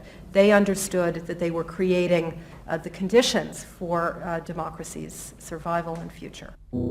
Anna Freud had never intended that her ideas be used in such a way, but she happily accepted the rise to power of psychoanalysis in America. She remained in England, living with Dorothy Burlingham. On the surface, it was an idyllic life. She and Dorothy had bought a weekend cottage on the Suffolk coast. And in the summers, Dorothy's children came from America to visit with the grandchildren. But underneath, things were going badly wrong. Both Bob and Mabby Burlingham, who Anna Freud had analysed in the 1930s, had suffered personal breakdowns, and their marriages were collapsing. Bob was drinking heavily, and Mabby suffered terrible anxieties. The real reasons for the visits to England were yet more analysis with Anna Freud. Well, the problem was that it didn't look very good, did it? Because here you have somebody who's having nervous breakdowns and is having alcoholic binges. And this is not exactly, doesn't really sit well. Well, you know, from a humane standpoint, obviously this is not desirable. You know, you want to help these people, but it also had the wider ramifications of everybody in analysis, in analytic circles, knew that Bob and Mabby were guinea pigs. They were the living proof that this was a wonderful process. It was very much swept under the rug. It didn't get out. I mean, these people had such, their power and influence was such that, you know, you were very careful. Anna Freud was a very powerful person, and you were the grandchildren, and she knew a great deal more than you did about what went on in your parents' lives and so forth. It was not something you were going to tangle with, and you were a product of the whole situation. But at the same time, we all knew that something was really out of whack. As she grew older, she became more and more important, didn't she? Politically and scientifically, but she didn't know when to stop. She was a bit too righteous. What she did was always the thing, and she would never, to my knowledge, acknowledge that she could make a mistake or be wrong. That is my feeling. But the power and influence of the Freud family in America was about to grow even more. Politicians were about to turn to Anna Freud's cousin, Edward Bernays, for help in a time of crisis. He was going to manipulate the inner feelings and fears of the masses to help America's politicians fight the Cold War. I don't mean to say, and no one can say to you, that there are no dangers.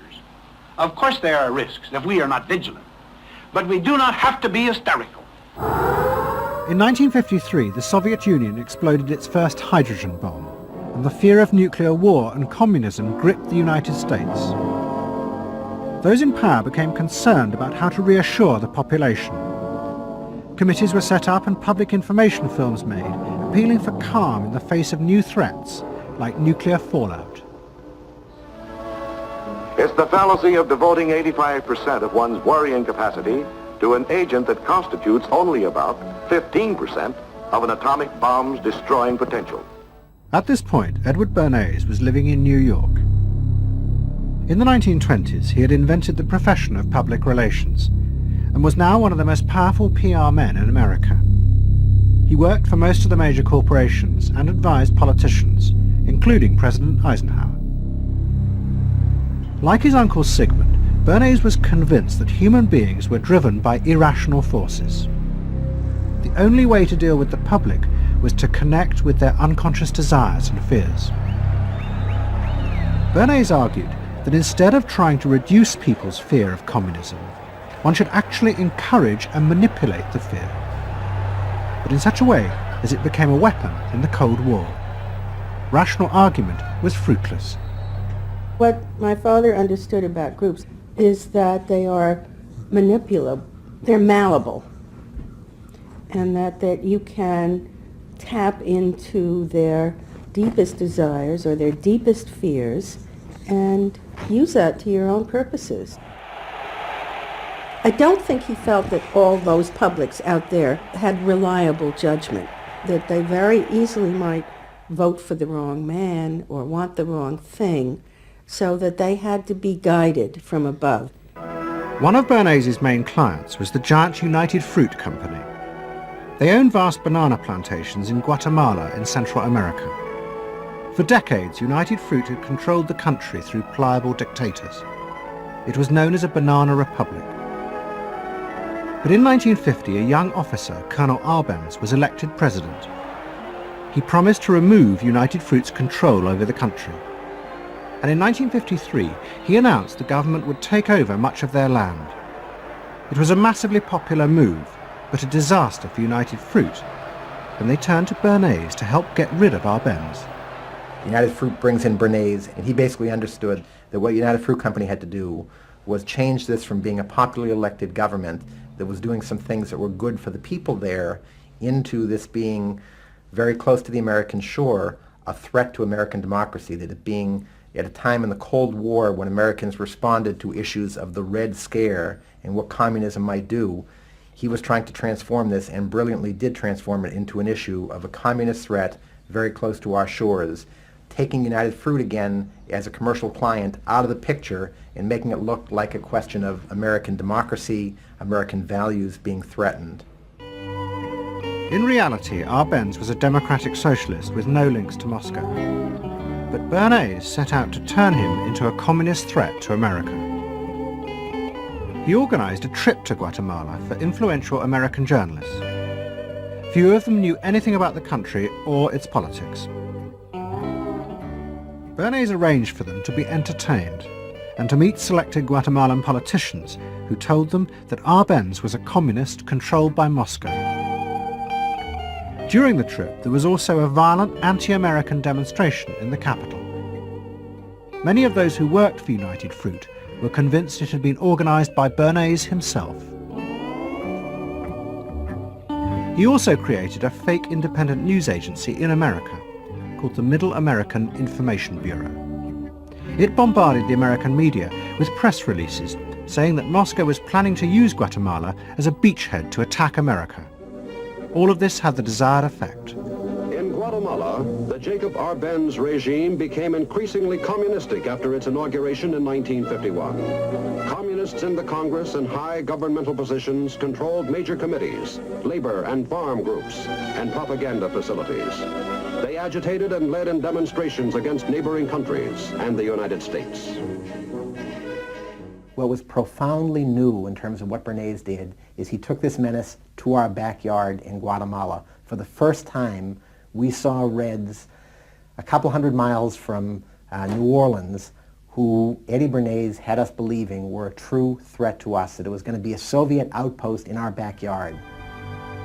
But what Bernays was doing was not just trying to blacken the Arbenz regime. He was part of a secret plot. President Eisenhower had agreed that America should topple the Arbenz government, but secretly. The CIA were instructed to organize a coup. Working with the United Fruit Company, the CIA trained and armed a rebel army and found a new leader for the country called Colonel Armas. The CIA agent in charge was Howard Hunt, later one of the Watergate burglars. What we wanted to do was have a terror campaign to terrify Arbenz particularly, terrify his troops, much as the German Stuka bombers terrified the population of Holland, Belgium, and Poland at the onset of World War II, and just rendered everybody paralyzed. As planes flown by CIA pilots dropped bombs on Guatemala City, Edward Bernays carried on his propaganda campaign in the American press. He was preparing the American population to see this as the liberation of Guatemala by freedom fighters for democracy. He totally understood that the coup would happen when the public and the press, when conditions in the public and the press allowed for a coup to happen, and he created those conditions. He was totally savvy in terms of just what he was helping create there in terms of this overthrow. But ultimately he was reshaping reality, reshaping public opinion in a way that's undemocratic and manipulative. On June the 27th, 1954, Colonel Arbenz fled the country, and Armas arrived as the new leader. Within months, Vice President Nixon visited Guatemala. In an event staged by United Fruit's PR department, he was shown piles of Marxist literature that had been found, it was said, in the presidential palace. This is the first time in the history of the world that the communist government has been overthrown by the people. And for that we congratulate you and the people of Guatemala for the support they have given. And we are sure that under your leadership, supported by the people whom I have met by the hundreds on my visit to Guatemala, that Guatemala is going to enter a new era in which there will be prosperity for the people together with liberty for the people. Thank you very much for allowing us to see this exhibit of communism in Guatemala. You're welcome. And for dinner, see what Mother has for dessert. Banana gingerbread shortcake. Just another of the many tempting ways in which this nutritious fruit can be prepared. So now that you've seen where bananas come from before they reach your table, our journey to Banana Land is ended. We hope you enjoyed the trip. We know you like bananas. Bernays had manipulated the American people, but he had done so because he, like many others at the time, believed that the interests of business and the interests of America were indivisible, especially when faced with the threat of communism. But Bernays was convinced that to explain this rationally to the American people was impossible, because they were not rational. Instead, one had to touch on their inner fears and manipulate them in the interests of a higher truth. He called it the engineering of consent. He was doing it for the American way of life, and to which he was devoted, sincerely devoted, and yet he felt the people were really pretty stupid. And that's the paradox. If you don't leave it up to the people themselves, but force them to choose what you want them to choose, however subtly, then it's not democracy anymore. It's something else. It's being told what to do. It's that old authoritarian thing. But the idea that it was necessary to manipulate the inner feelings of the American population in the interests of fighting the Cold War now began to take root in Washington. Above all, in the CIA, who were going to take it much further. They were concerned that the Soviets were experimenting with psychological methods to actually alter the memories and feelings of people, the aim being to produce more controllable citizens. It was known as brainwashing. Psychologists in the CIA were convinced that this really might be possible, and that they should try to do it themselves. The image of the human being that was being built up at that particular time was that there was a great deal of vulnerability in every human being, and that vulnerability could be manipulated to program somebody to be something that I wanted them to be, and they didn't want to be. That you could manipulate people in such a way that they could be automatons, if you will, for whatever your own purposes were. This was the image that people thought was possible. In the late 50s, the CIA poured millions of dollars into the psychology departments of universities across America. They were secretly funding experiments on how to alter and control the inner drives of human beings. The most notorious of these experiments was run by the head of the American Psychiatric Association, Dr. Ewan Cameron. Like many psychiatrists at that time, Cameron was convinced that inside human beings were dangerous forces which threatened society. But he believed that it was possible not just to control these forces, but actually remove them. He thought that psychiatry should not just concentrate on sick people, mentally ill, but should actually go into government, that politicians should listen to psychiatrists. Psychiatrists should be in every parliament and should direct and monitor political activities, because they knew in a rational, scientific way what was good for people. Cameron had set up a clinic in a hospital in Montreal called the Allen Memorial. It is now long since closed down. Cameron took patients who suffered a wide range of mental problems. His theory was that these resulted from forgotten or repressed memories. But he was impatient with the idea of using psychotherapy to uncover them. Instead, he would simply wipe them. Cameron used drugs, including LSD, and the technique of ECT, electroconvulsive therapy. It was conventionally used at that time to relieve depression. But Cameron was going to use it in a new way, to produce new people. He was really using it to try and change the fundamental function of the individual, to alter their past memories, their past ways of behaving. And as I think he said at one point, it is to just sort of erase everything from their past so that you then had a slate in which you could record new ways of behavior.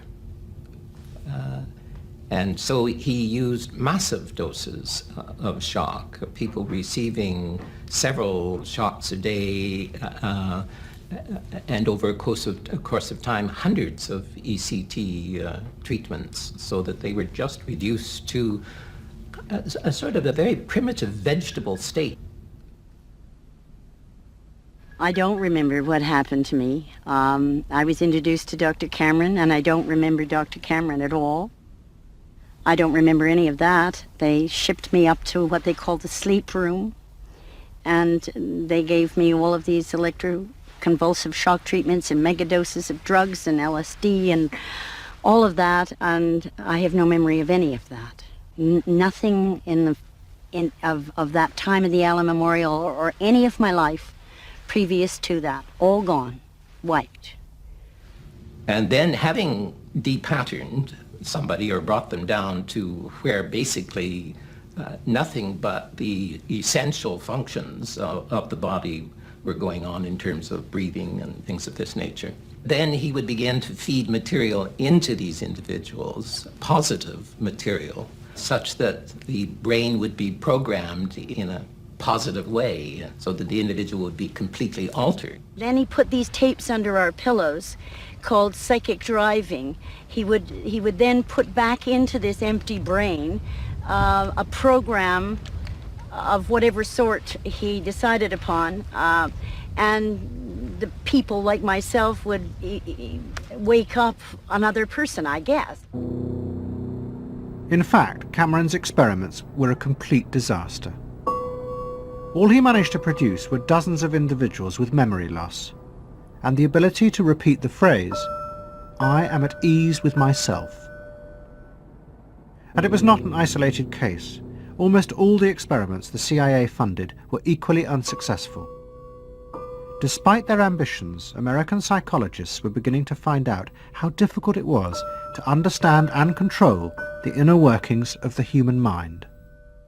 We had been really chasing a phantom, if you will, an illusion, that the human mind was more capable of manipulation from the outside by outside factors than it is. We found out that the human being is an extremely complex thing. There were no simple solutions. But you've just got to bear in mind that these were very strange times. The psychoanalysts had come to power in America because of their theory that they knew how to control the dangerous forces inside human beings. But now the psychoanalysts were about to face a high-profile failure that would lead people to begin questioning the very basis of their ideas. It began in Hollywood. The film industry had become fascinated by psychoanalysis, and Anna Freud was a powerful influence on dozens of analysts in Los Angeles. They treated film stars, directors, and studio bosses. Anna Freud's closest friend was the most sought after of all, Ralph Greenson. And in 1960, the most famous star in the world turned to Greenson for help. Marilyn Monroe was suffering from despair and had become addicted to alcohol and drugs. Well, when I walked in to dinner, here was Marilyn Monroe. And I made a picture with her called All About Eve. This is dinner at Ralph Greenson's? Yes. And the only thing was that Ralph was trying to show her, Romy, I never called him Ralph in my life, Romy was trying to show her that the way a family life ought really to be. So we were walking the dog after us. I said, "What the hell are you doing here?" I said, "You never asked me to dinner." And he said, "You weren't that sick." And I said, "Oh, no." He said, "The point is just this child has no frame of reference. In other words, she doesn't know what the goal is." What Greenson did was follow Anna Freud's theory. If Marilyn Monroe could be taught to conform to what society considered a normal pattern of life, that would help her ego control her inner destructive urges. But Greenson pushed it to an extreme. He persuaded Monroe to move into a house nearby that was decorated like his own. He then took her into his own family life, and he, his wife, and his daughter played at being Monroe's own family. Greenson himself would become the model of conformity. And so this someone whom she regarded as important and whom she idealized, if he turned out to be a very gratifying father figure, her ego would benefit from that. That was the theory. His wife and children, everyone was involved in it. They were strengthening the person. They were strengthening the mind. They were strengthening the agent that controls inner life against adversity, against insufficiency, against too much frustration. So that Marilyn Monroe would no longer be a helpless person looking for love. She'd have enough love. But despite all his efforts, Greenson was unable to help Marilyn Monroe. On August the 5th, 1962, she committed suicide in her house. The suicide shocked many in the analytic community, including Anna Freud. And high-profile figures in American life, who had previously been enthusiasts for psychoanalysis, now began to question why psychoanalysis had become so powerful in America.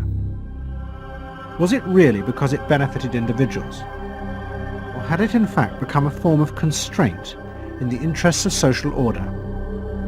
The critics included Monroe's ex-husband, Arthur Miller.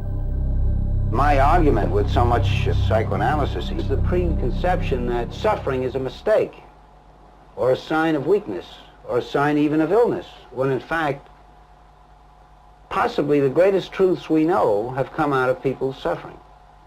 That the problem is not to undo suffering or to wipe it off the face of the earth, but to make it inform our lives, instead of trying to cure ourselves of it constantly and avoid it, and avoid anything but that lobotomized sense of what they call happiness.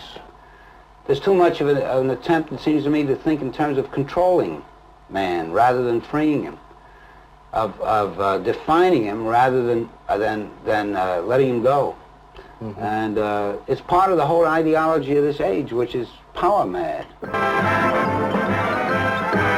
Hey, have you heard about the crazy new way to send a message today? It's flashed on a screen too quick to see, but still you get it subliminally.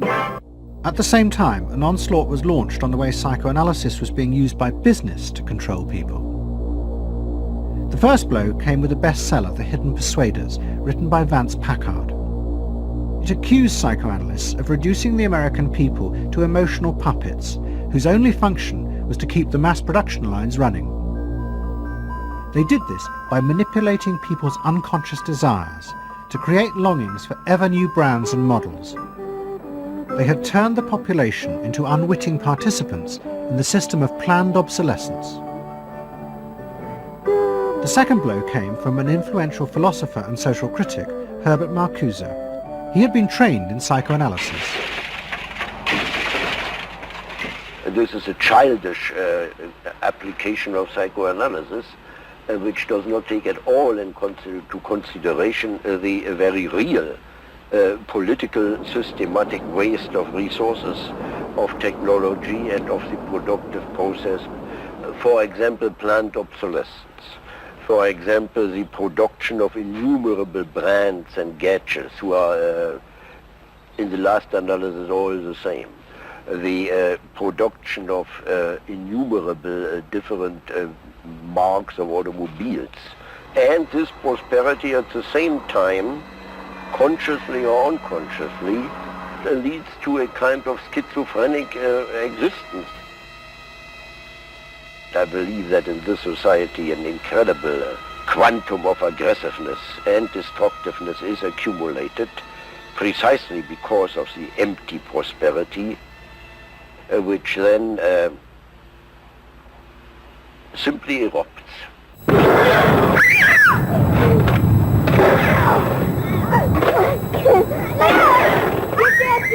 Marcuse's argument was not simply that psychoanalysis had been used for corrupt purposes. It was more fundamental. Marcuse said that the very idea that you needed to control people was wrong. Human beings did have inner emotional drives, but they were not inherently violent or evil. It was society that made these drives dangerous by repressing and distorting them. Anna Freud and her followers had increased that repression by trying to make people conform to society. In so doing, they made people more dangerous, not less.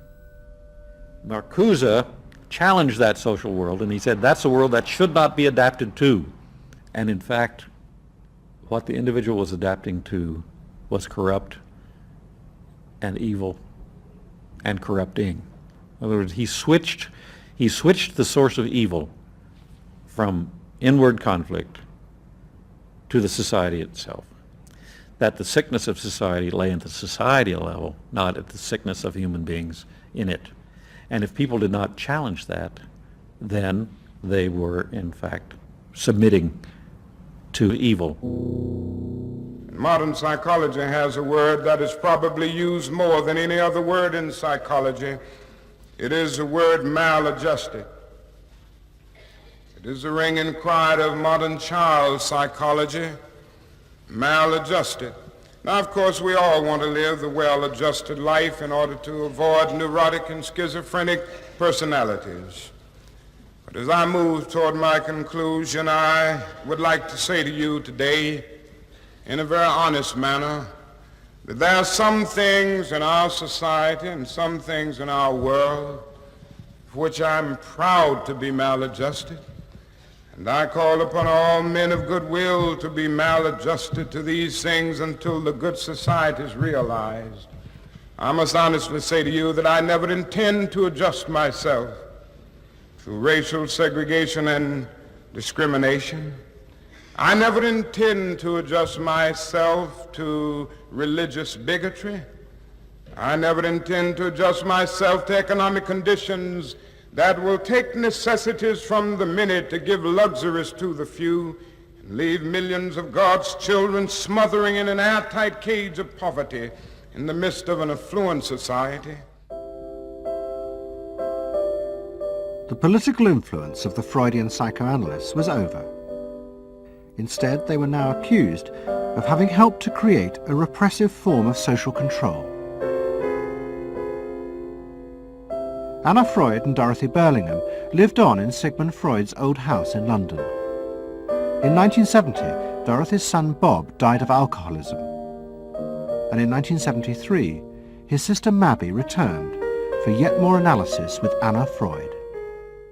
She went back for more analysis. She was living at 20 Marisville Gardens in the Freud house, as I guess she did when she wasn't with her husband, and she committed suicide. She took an overdose of sleeping pills. In Freud's own house? In Freud's own house, right.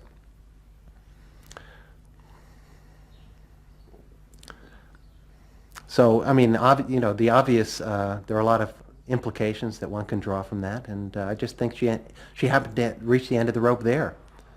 Although it would seem to be a very pointed act. Obviously, suicide is a very politicized act, and to do it in Sigmund Freud's own house is certainly different from doing it in Riverdale back in New York.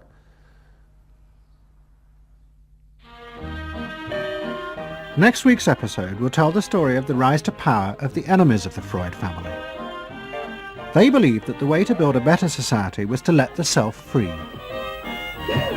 But what they didn't realize was that this idea of liberation would provide business and politics with yet another way to control the self, by feeding its infinite desires. You know not what it means to be blue. Someday you'll realize and pay for all those lies, then you'll know what it means to be blue.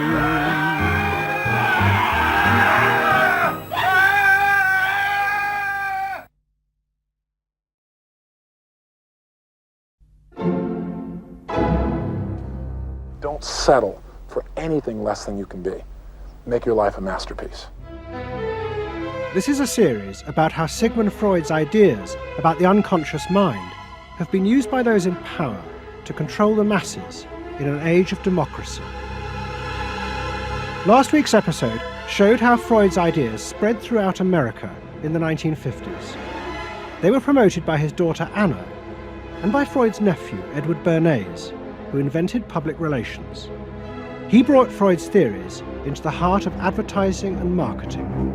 A man like you, I mean, with a car like this.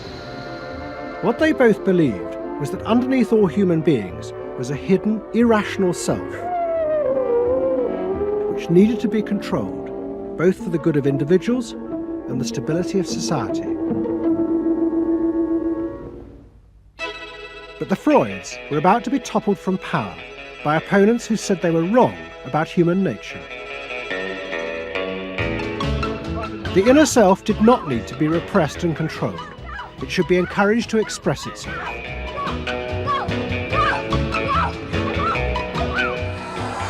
Out of this would come a new type of strong human being and a better society.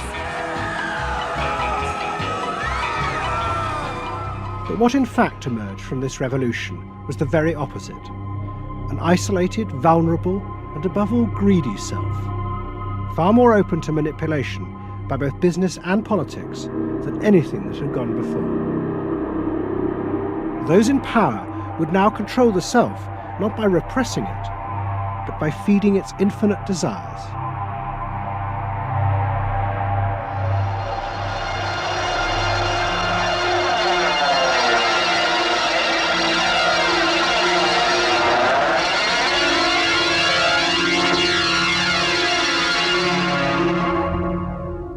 What goes on here is the liberation of feeling. In other words, feelings, not just memories, that have been suppressed. For example, screaming, crying, anger. You get a person who's really angry, and they're going to let it out. No! No! I could kill you! I'm an old man. Listen, I can't get all the strength into this that young people would get if they had those feelings. That wasn't bad.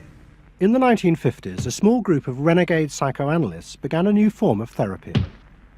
They worked in small rooms in New York City and encouraged their patients to express their feelings openly. I want help. I do. I want help. It was a direct attack on the ideas of the Freudian psychoanalysts, who had become rich and powerful, teaching Americans how to control their feelings. In Freud's work, you see, they were afraid of the feelings. They believed that what they wanted was contained people, very proper, doing the right thing and living a proper life. That's what they wanted. But not an intense emotional life. Freud wasn't emotional himself. I mean, he's an intellect, Freud. I was an intellect too, I know, but I'm also more than that now. The leader of this group was a man hated by Freud and his family. He was called Wilhelm Reich.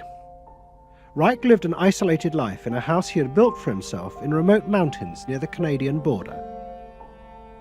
Reich originally had been a devoted disciple of Freud's in Vienna in the 1920s.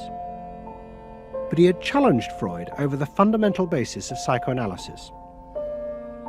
Freud argued that at heart, human beings were still driven by primitive animal instincts. The job of society was to repress and control these dangerous forces. Reich believed the complete opposite. The unconscious forces inside the human mind, he said, were good. It was their repression by society that distorted them. That was what made people dangerous.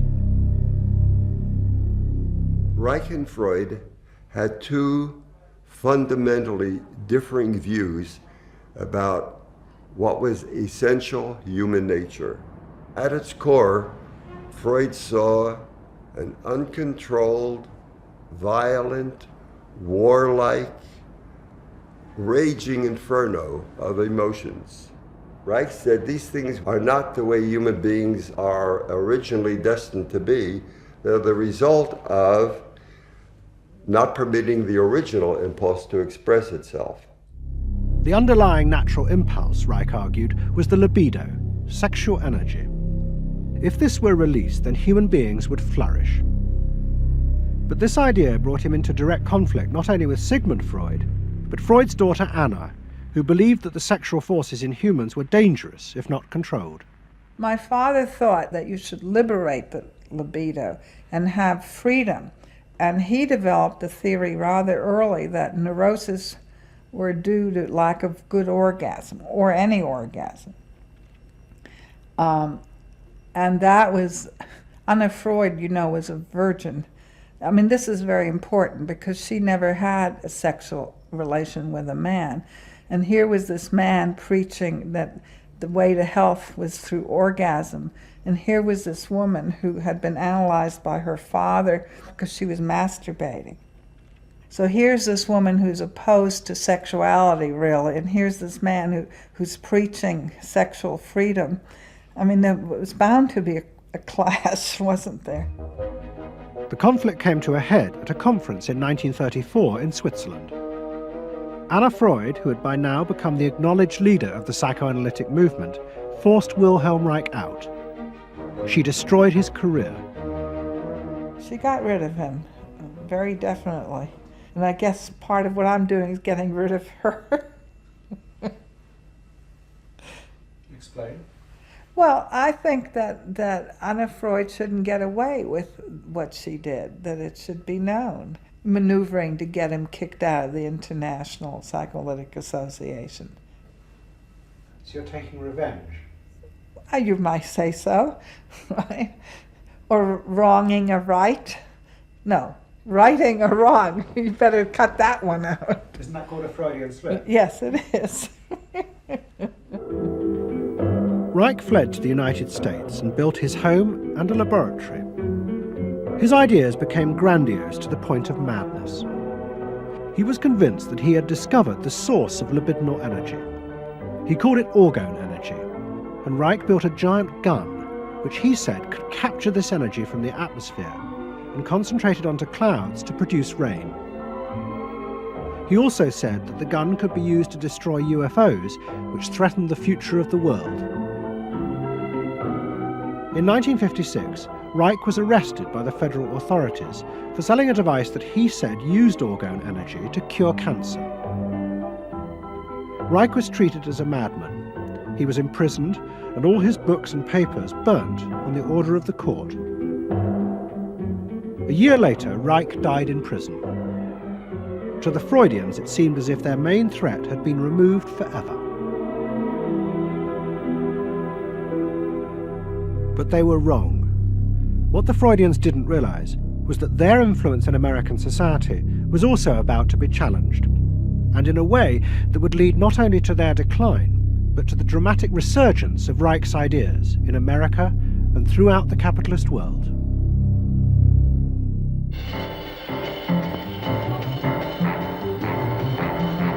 The consumer is king. His whim makes or unmakes manufacturers, wholesalers, and retailers. Whoever wins his confidence wins the game. Whoever loses his confidence is lost. By the late 50s, psychoanalysis had become deeply involved in driving consumerism in America. Most advertising companies employed psychoanalysts, and as last week's episode showed, they had created new ways to understand consumers' motives, above all with the focus group, in which consumers free associated their feelings about products. Out of this came new ways to market products by appealing to the hidden, unconscious desires of the consumer. Neutral stimulus. Memorability. Sheer deception. Great. Tilt-away steering wheel. Irresistible. A dream saying the mistress. Something intimate is going on. But in the early 60s, a new generation emerged who attacked this.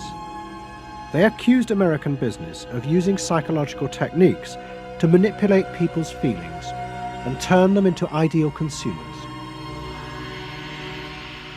Advertising was manipulation. It was a way to get you to do something that didn't come out of you. It came out of somebody else. Somebody else said, this year you should be wearing powder pink shirts with matching powder pink buck shoes. And I said, why? That's not who I am. That's who somebody else is. They wanted you to be somebody who would buy their stuff. This whole feeling of being somebody else's tool. I don't want to be that. I don't want to be somebody else's man. I want to be me. In the mid-60s, a protest movement began on America's campuses. One of the students' main targets was corporate America. They accused the corporations of brainwashing the American public.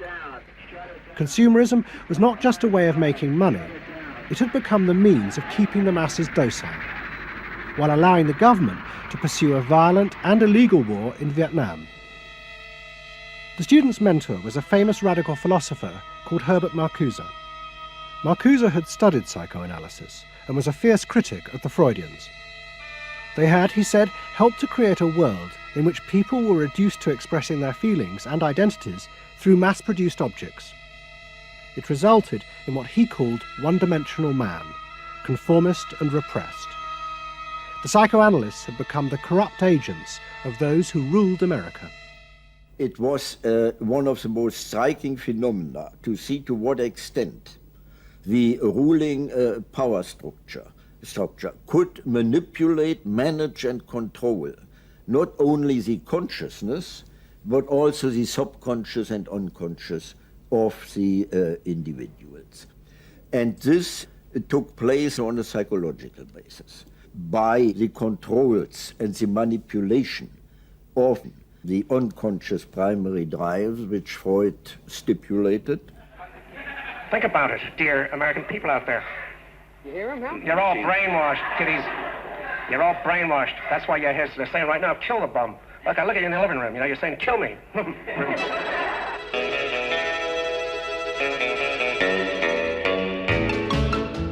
Following the logic of Marcuse's argument, the new student left set out to attack this system of social control.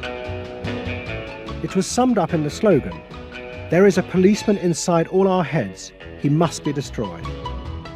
And that policeman was going to be destroyed by overthrowing the state and the corporations that had put him there. One group, the Weathermen, began a series of bomb attacks on companies that they said both controlled people's minds through consumer products and made the weapons being used in Vietnam. There's no way to be committed to nonviolence in the middle of the most violent society that history's ever created. I'm not committed to nonviolence in any way. We want to live a life that isn't based on materialistic values, and yet the whole system of government and the economy of America is based on profit, on personal greed and selfishness. So that in order to be human, in order to love each other and be equal with each other and not place each other in roles, we have to destroy the kind of government that keeps us from asserting our positive values of life. But the American state fought back violently. At the Democratic Convention in Chicago in 1968, the police and the National Guard were unleashed to attack thousands of demonstrators. It was the start of a phase of ruthless repression of the New Left in America. It culminated in the killing of 4 students at Kent State University 18 months later. In the face of this, the left began to fall apart. We had met the force of the state. It was much bigger and stronger and more powerful than we realized. And at that point, what seemed to happen was that there was a change in tactics. Confronted by this violent repression, many in the New Left began to turn to a new idea. If it was impossible to get the policeman out of one's head by overthrowing the state, instead one should find a way of getting inside one's own mind and removing the controls implanted there by the state and the corporations. Out of this would come a new self, and thus a new society.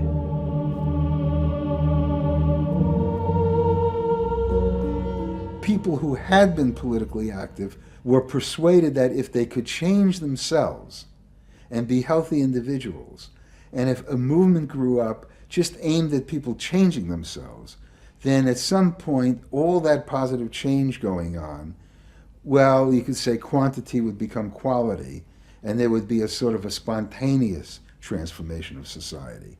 But political activism was not required. It's about making a new you, that if enough people changed the way they were, that the society would change. So the personal became political? Yes, the personal became political. Without changing the personal, you didn't stand a chance of changing the political. Coming up against the state power of the United States was not an option. I mean, they outgunned us.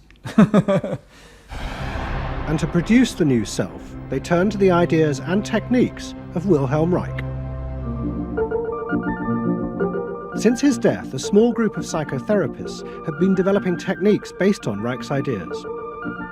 Their aim was to invent ways that would allow individuals to free themselves from the controls implanted in their minds by society.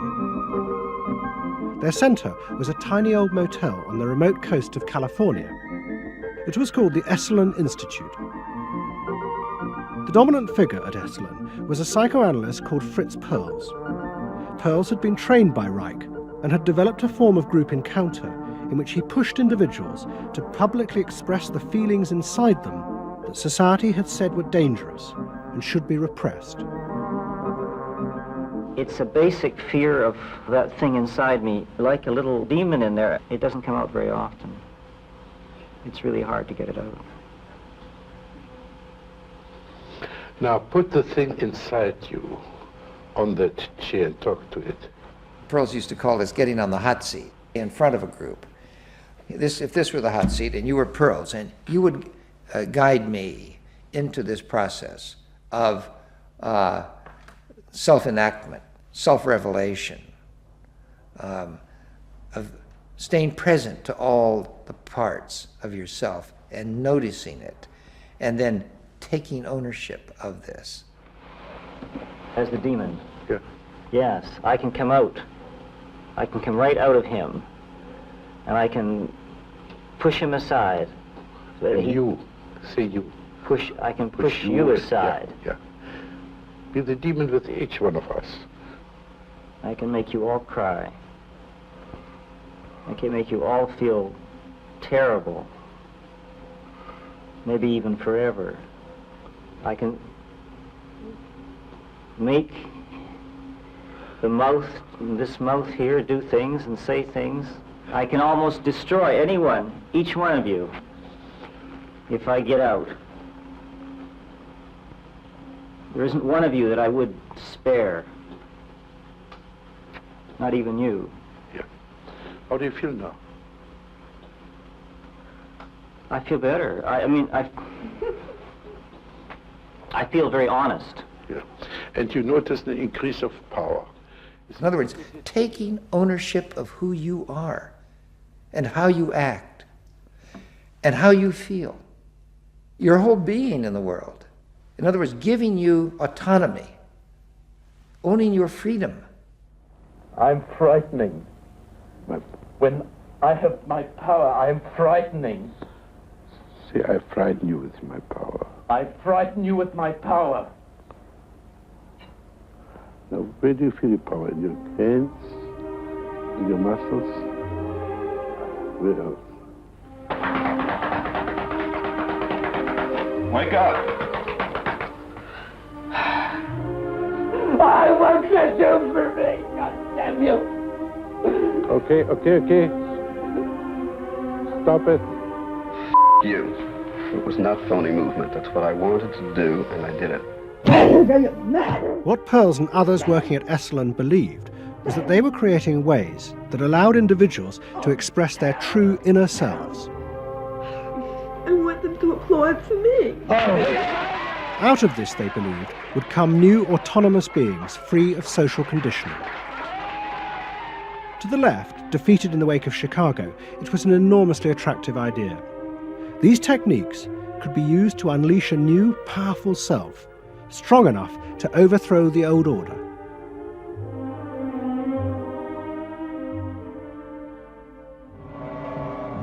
In the late 60s and early 70s, thousands flocked to Esalen. Only a few years before, it had been an obscure fringe institute. Now it became the centre of a national movement for personal transformation, the human potential movement. So it became magnetic. People wanted to join this stream of exploration. Within 7 or 8 years, there were about 200 of these centers in America, looking mainly to Esalen for the leadership. I feel so liberated. Really? It's fantastic. And it took on a big political agenda. You could not separate personal transformation from social transformation. The two go together. As the movement grew, the leaders of Esalen decided to try and use their techniques to solve social problems. They began with racism. They organised an encounter group for white and black radicals. Both groups would be encouraged to express their inner racist feelings which had been instilled in them by society. By doing this, they would transcend those feelings and encounter each other as individuals. I started a series of encounters called Racial Confrontation as Transcendental Experience. We thought that we wanted to get that kind of black-white confrontation so you could really get down to see what was between the two races, not by backing off and trying to be polite, but by going right into the belly of the beast, of this beast of racial prejudice. And these were extremely dramatic. These were the toughest workshops ever convened at Esalen Institute. I'm looking at you, Whitey. You got clothes on. You got shoes on. You're so sure looking at me, huh? You got the goddamn police in the neighborhood. Really? They're not my police. You got a governor. You got a mayor. Oh, really? You got the president. You got ambassadors. You can vote, too. You got jets in Vietnam. That's the benefits of slave labor. You got buildings, skyscrapers that you dominate and control economically and politically. And tell me that it's not yours. It's yours, too. Then the blacks all got together and attacked the whites. And they just let us have it. What they call it was peeping somebody. Peeping somebody means peeping into their secrets, into their phoniness, and so forth. Like the white liberal. Oh, they really got onto the white liberal, you know. So don't give me no shit about I'm free. You're a goddamn liar, you white pink son of a bitch, you. Yeah, I want to know what you came down here for. You want a black buck, huh? Yeah. You looking for a stud? Huh? Well, what did you come here for? You're sitting there with your legs all gap wide open, showing your drawers. Now, what'd you come here for? The black-white encounter groups were a disaster. The black radicals saw it as an insidious attempt to destroy their power. By trying to turn them into liberated individuals, Esalen was removing the one thing that gave them power and confidence in their struggle against racism, their collective identity as blacks. For my reason. For your reason. Now dig this. Your reason for being here is different from my reason.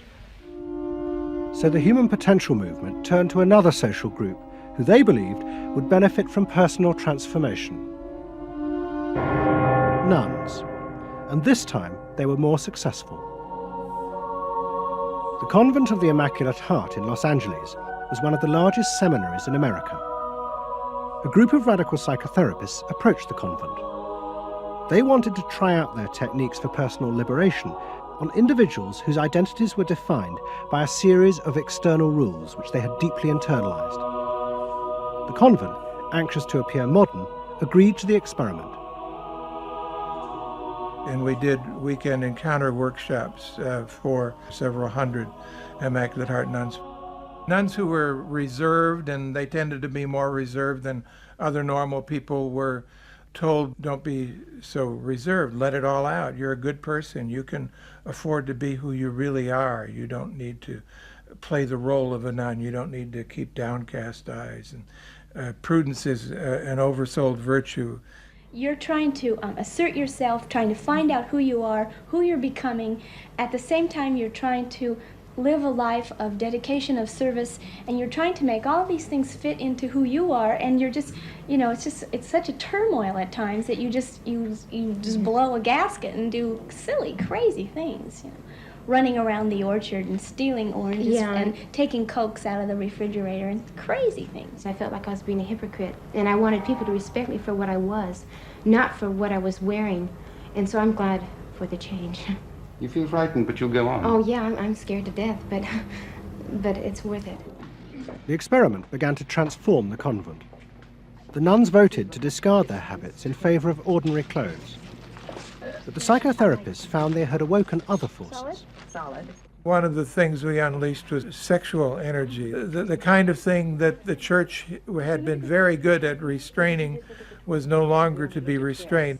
One sister who was a member of the community, she got the idea that she could be freer than she had been before, and she seduced one of her classmates and then seduced the mistress of novices, who was an older woman, very reserved, and her program of freeing this older woman was sexual. She drove her to the store, and when they drove back and drove into the garage, she leaned over and gave her a big kiss on the lips, and thereafter, sister, who had perhaps never been kissed before, was ready for more. The effect of the experiment on the convent was cataclysmic. Within a year, 300 nuns, more than half the convent, petitioned the Vatican to be released from their vows. And 6 months later, the convent closed its doors. All that was left was a small group of nuns, but they had become radical lesbian nuns. The rest gave up the religious life. They gave up being nuns? They did, yeah, they became persons. By the late 60s, the idea of self-exploration was spreading rapidly in America. Encounter groups became the center of what was seen as a radical alternative culture based on the development of the self, free of a corrupt capitalist culture. We just want the freedom to be ourselves, and that's for love, for experience, positive way of life. We don't say that you're wrong. We just want to be free to be what we want to be, or what we find ourselves to be, as we continue to search ourselves. And it was beginning to have a serious effect on corporate America, because these new selves were not behaving as predictable consumers. The life insurance industry in particular was concerned that fewer and fewer college students were buying life insurance when they left university. They asked Daniel Yankelovich, America's leading market researcher, to investigate. He had studied psychoanalysis. The life insurance business, more than any other business at the time, was built on the Protestant ethic. You only bought life insurance if you were a person who sacrificed for the future. If you lived in the present, you had no need for life insurance. So they had some sense that maybe the sort of core values of the Protestant ethic were being challenged by some of these new values that were beginning to appear. And I was really astonished at what I found. The conventional interpretation, the dominant interpretation, was that it had to do with political radicalism. But, you know, it was clear to us that that was a mask, a cover. The core of it had to do with self-expressiveness. that this preoccupation with the self and the inner self, that was what was so important to people, the ability to be self-expressive. Wow, what a feeling! 300 miles to go, work out of sight. Yankelevich began to track the growth and behaviour of these new expressive selves. What he told the corporations was that these new beings were consumers, but they no longer wanted anything that would place them within the narrow strata of American society. Instead, what they wanted were products that would express their individuality, their difference in a conformist world, the very things that US corporations did not make. Products have always had an emotional meaning. What was new was individuality. The idea that this product expresses me, and whether it was a small European car, the particular music system, Relaxing. your presentation of self, your clothing. For immediate energy from our muscles and relaxing. These become ways in which people can spend their money in order to say to the world who they are. But the manufacturers, they had no idea of what was going on, really, with consumers and in the market at large. Major advertising companies set up what they called operating groups to try and work out how to appeal to these new individuals. The head of one agency sent a memo to all staff. We must conform, he told them, to the new nonconformists. We must listen to the music of Bobby Dylan and go to the theatre more. But the problem was, few of the self-expressive individuals would take part in focus groups. The advertisers were left to their own devices. There's a new cereal that tastes so right. Makes you dance, it's a way out of sight. It's tasty little squares of malted wheat. It's crispy and it's crunchy and it tastes so neat. Faster though. That's what I'm saying. Use a folk rock with more rock than folk. And there was an even more serious problem. To make products for people who wanted to express themselves would mean creating variety. But the systems of mass production that had been developed in America were only profitable if they made large numbers of the same objects. This had fitted perfectly with the limited range of desires of a conformist society. The expressive self threatened this whole system of manufacture. And the threat was about to grow rapidly. Go! Because an entrepreneur had invented a way of mass-producing this new independent self.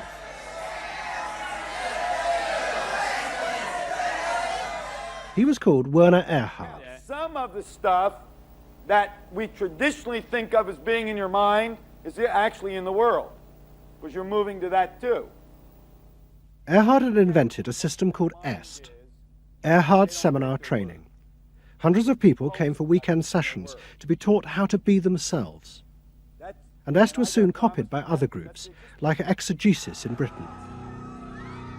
Many of Erhard's techniques came from the human potential movement, but he criticised the movement for not having gone far enough.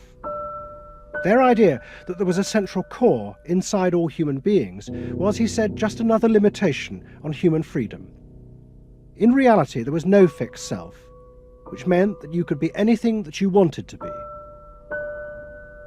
The thesis of the human potential movement was that there was something really good down in there. And if you took these layers off, what you were going to wind up with was a kernel, a something that was innately self-expressive, that was the true self, that was going to be a wonderful thing.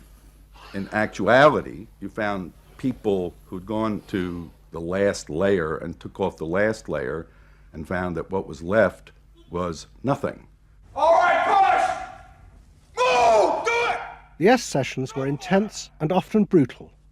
The participants signed contracts agreeing not to leave and to allow the trainers to do anything they thought necessary to break down their socially constructed identities. You're gonna get sandwiched in there. Go for a win! If I push harder than you do, I'm gonna squash you. So you better push fast. Now, hard, do it! That's it, do it again! Push, good, good, good!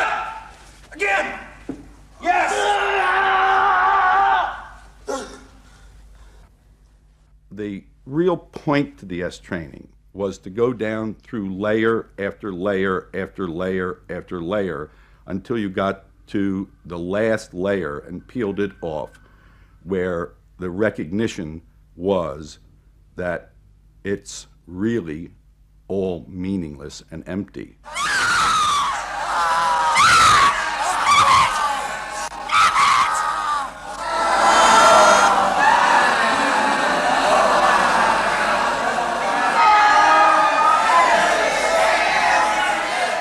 Now, that's existentialism's endpoint.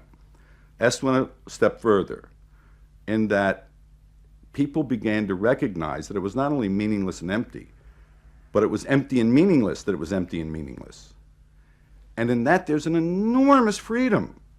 All the constrictions, all of the rules you've placed on yourself are gone. And what you're left with is nothing.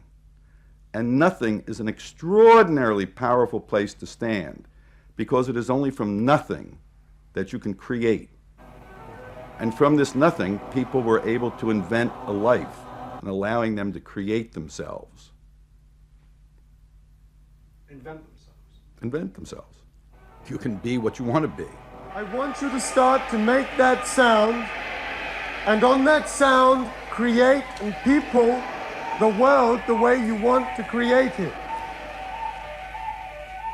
What Earhart did was to say that only the individual matters, that there is no societal concern, that you living a fulfilled life is all you need be concerned about. Est people came out of those trainings feeling that it wasn't selfish to think about yourself, it was your highest duty. So kiss me and smile for me, tell me that you'll wait for me, hold me like you'll never let me go. The training is 2 weekends, and it was quite an incredible experience in my life. I'll forever be grateful for the experience. I got a great deal out of it. We really want to know who we are. There are things going on. We learn more and more about ourselves all the time, and to really find out what it is that makes us tick and how we are discovering ourselves. Est became hugely successful. Singers, film stars, and hundreds of thousands of ordinary Americans underwent the training in the 1970s. But in the process, the political idea that had begun the movement for personal transformation began to disappear. The original vision had been that through discovering and expressing the self, a new culture would be born, one that would challenge the power of the state. We will not let them separate our culture from our politics. We are a people. We are all together. But what was now emerging was the idea that people could be happy simply within themselves, and that changing society was irrelevant. One of the proponents of this was Jerry Rubin. In 1968, Rubin, as leader of the Yippies, had led the march on Chicago, but now he had undergone S training. I was willing to die, and I had a martyr complex in a sense. I think we all did. And I've given up that ideal of sacrifice. And I'm not as overwhelmingly moved by injustice as I was. And now we reincarnated ourselves from within. Basically, the politics were lost and totally replaced by this lifestyle. And then the desire to become deeper and deeper into the self. By now, a grandiose sense of the self. And my a good friend and one of the original Yippie founders, Jerry Rubin, definitely moved in that direction. And I think he was beginning to buy into the notion that he could be happy and fully self-developed on his own. Socialism in one person. Yes. Was he alone in that trajectory? Although that, of course, is capitalism. That's the whole joke. I think it's funny. I think it's funny because people spend so much of their life being bedeviled by their past and being locked into their past and being limited by their past. And there's an enormous freedom from that, letting people create themselves. Est was only the most vivid and intense expression of an idea that was spreading rapidly through all strata of American society. Books and television programs promoted the idea that one's first duty was to be oneself. And those monitoring this shift were astonished at the speed with which the idea was spreading. In 1970, it was a small percentage of the total population, maybe 3 to 5%. By 1980, it had spread to the vast majority of the public, up to 80%. You asked the question, how do you get self-actualized? You take this day and you say, when I shave every morning, I look in that mirror, I say to myself, I really say this, I say, nobody is going to ruin this day for you, Wayne Dyer, nobody. That this preoccupation with the self and the inner self traveled and spread throughout the society in the 1970s. It helped me to stop living in the past and start building from today and using my experiences in a positive way to be a better person today and tomorrow. But then the problem comes, well, how do you be self-expressive? And it was at this point that American capitalism decided it was going to step in and help these new individuals to express themselves, and in the process make a lot of money. The first thing they were going to do was to find a way of getting inside their heads, to discover what these new beings wanted in order to be themselves. This came not from Madison Avenue, but from one of the most powerful scientific research institutes in America. Stanford Research Institute in California worked for corporations and government. It had done much of the early work on computers, and was also working for the Department of Defense on what would become the Star Wars project. In 1978, a group of economists and psychologists at SRI decided to find a way to read, measure, and fulfill the desires of these new unpredictable consumers. The idea was to create a rigorous tool for measuring a whole range of desires, wishes, values that prior to that time had been kind of overlooked. They say in business, what gets measured gets done. We were basically telling manufacturers, if you're really going to satisfy not just the basic needs, but individuated wants, whims, and desires of more highly developed human beings, you're going to have to segment, you're going to have to individuate. To do this, SRI turned for help to those who had begun the liberation of the self. In particular, one of the leaders of the human potential movement, a psychologist called Abraham Maslow. Through observing the work at places like Esalen, Maslow had invented a new system of psychological types. He called it the hierarchy of needs, and it described the different emotional stages that people went through as they liberated their feelings. At the top was self-actualization. This was the point at which individuals became completely self-directed and free of society. The team at SRI thought that Maslow's hierarchy might form the basis for a new way to categorize society, not by social class, but by different psychological desires and drives. To test this, they designed a huge questionnaire with hundreds of questions about how people saw themselves, their inner values. The questions were designed to see whether people fitted into Maslow's categories. We were trying to find out what people really felt like. So we asked these really penetrating questions, and we hired a company that administers surveys, to do them. They said they've never seen anything like it. Usually you have to send out a postcard 6 weeks and then another postcard, and then you got to call the people up, to get the return rates up. We had an 86% return, and they only sent out one postcard. People loved filling out this questionnaire. We got several questionnaires back with a note attached saying, do you have any other questionnaires I could fill out? Because we were asking people to think about things that they had never thought about before, and they liked thinking about them. Like you know? what? Like what they felt inside? Yeah, like what they felt inside. What motivated them? What was their life about? What was important to them? It was sort of like, wow. The answers were then analysed by a computer. It revealed that there were underlying patterns in the way people felt about themselves, which fitted Maslow's categories. And at the top of the hierarchy were a large and growing group which cut across all social classes. The SRI team called them the inner directeds. These were people who felt they were not defined by their place in society, but by the choices they made themselves. But what SRI discovered was that these people could be defined by the different patterns of behaviour through which they chose to express themselves. Self-expression was not infinite. It fell into identifiable types. And the SRI team invented a new term for it: lifestyles. They had managed to categorise the new individualism. They called their system Values and Lifestyles, VALS for short. At the forefront of this change are three new VALS groups we call inner directed. These are people for whom personal satisfaction is more important than status or money. They tend to be self-expressive, complex, and individualistic.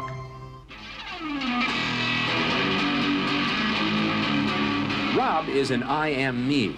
I am me's are searching for new values, breaking away from traditions and inventing their own standards. Rob even invented his own name, Rob Noxious. Jody is an experiential. This is a group seeking inner growth through direct experience. Experientials aren't in one place much. This is the try anything once crowd, and all that activity takes goods and services. Their hobbies are hands-on, and their possessions are simple, but not always simply priced.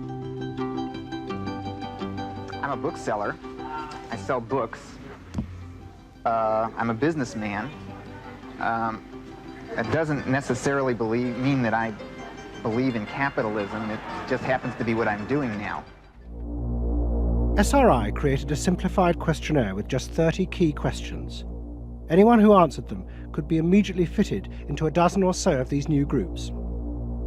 It allowed businesses to identify which groups were buying their products, and from that, how the goods could be marketed, so they became powerful emblems of those groups' inner values and lifestyles. It was the beginning of lifestyle marketing.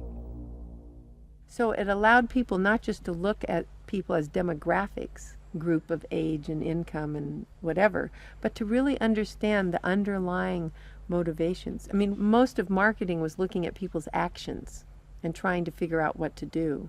But what we were doing is we were trying to look more into people's underlying values so that we could predict what is their lifestyle, what kind of house do they live in, what kind of car do they drive. So the corporations were then able to sell things to them by understanding them, by having labels, by knowing what these people look like, where they live, what their lifestyles are. If a new product expressed a particular group's values, it would be bought by them. This is what made the values and lifestyle system so powerful: its ability to predict what new products self-actualizers would choose. And this power was about to be demonstrated dramatically. VALS would show it could predict not just the products they would buy, but the politicians they were going to choose to elect. Ladies and gentlemen, the next president of the United States of America, Ronald Reagan! In 1980, Ronald Reagan ran for president. He and his advisors were convinced they could win on a program of a new individualism. It would be an attack on 50 years of government interference in people's lives. I wrote a speech about let the people make the basic decisions, get judges out of the way, get bureaucrats out of the way, get centralized government out of the way. I gave Reagan a choice of several titles for the speech, and the one he picked was let the people rule. Let the people regain rule, regain control over their own destiny away from a remote elite in Washington. I would like to think that the kind of leadership that I would exercise in Washington is not the kind of leadership that I would pretend that I can solve all the problems I've been discussing here, but that together, you and I can. I would like to take the lead in taking government off the backs of the American people and turning you loose to do what I know you can do. It was radical. Moderate Republicans thought it was suicide. Jimmy Carter called it ridiculous. The press was extremely negative. But the odd thing is that it polled very well in New Hampshire, which was the first primary state, the state that we had to win. What was odd was that there seemed to be a strange mosaic of support for Reagan's policies. The traditional pollsters could see no coherent pattern across class, age, or gender. But those who had designed the values and lifestyle system believed that they knew why. They were testing their system in both America and Britain. And they were convinced that both Reagan's and Mrs. Thatcher's message about individual freedom would appeal to the group at the top of their hierarchy, the inner directeds, because it fitted with the way they saw themselves. They were really concerned about being individuals, being individualistic. And so in the early stages, when we were looking at the messages that both Thatcher and then Reagan were putting across, we said they are using words that will really appeal to a lot of the younger people, and particularly to the people who are moving towards self-actualization. We call them the inner-directed people. A lot of our colleagues said, that's absolutely ridiculous, because inner-directeds are very socially aware, very socially concerned. They'll never vote Conservative, or they'll never vote for the Republicans. But we said, if Thatcher and Reagan continue to appeal to them in this way, they really will. And I vision leadership in taking government off your backs and turning you loose to do what you can do so well. Thank you very much. The idea that the new self-actualizing individuals would choose a politician from the right, not the left, seemed extraordinary. But to test their prediction, the Values and Lifestyles team did a survey of voting intentions, and they correlated it with their new psychological categories. When we said in our surveys, who are you going to vote for? Sure enough, it was the inner-directeds who said that they would vote for Thatcher and for Reagan. And they made the difference in those elections because of their voting for Thatcher and Reagan. And it really surprised our colleagues, even within my own organisation. It really showed the power of this approach, because it's very difficult to identify inner-directeds on the street. These people who voted for Thatcher and Reagan, these inner-directeds, came from any walk of life. It's really hardly correlated with social class at all. I mean, if you just go along and look at age, sex, social class, you would never pick them up. But if you really go along with a questionnaire that gets at their values, then you can identify them very easily. And that was new? And that was completely new, yeah. At the beginning of 1981, Ronald Reagan was inaugurated as president. But he took charge of a country that was facing economic disaster. The terrible inflation of the 1970s had destroyed much of America's traditional heavy industries, and millions were unemployed. But true to his campaign promises, Reagan told the country he would not step in to help, as all previous governments had since the war. These United States are confronted with an economic affliction of great proportions. We suffer from the longest and one of the worst sustained inflations in our national history. Idle industries have cast workers into unemployment, human misery, and personal indignity. In this present crisis, government is not the solution to our problem. Government is the problem. But America's ailing economy was about to be rescued, not by government, but by the new groups that the market researchers had identified, the self-actualizing individuals. They were about to become the motor for what would be called the new economy.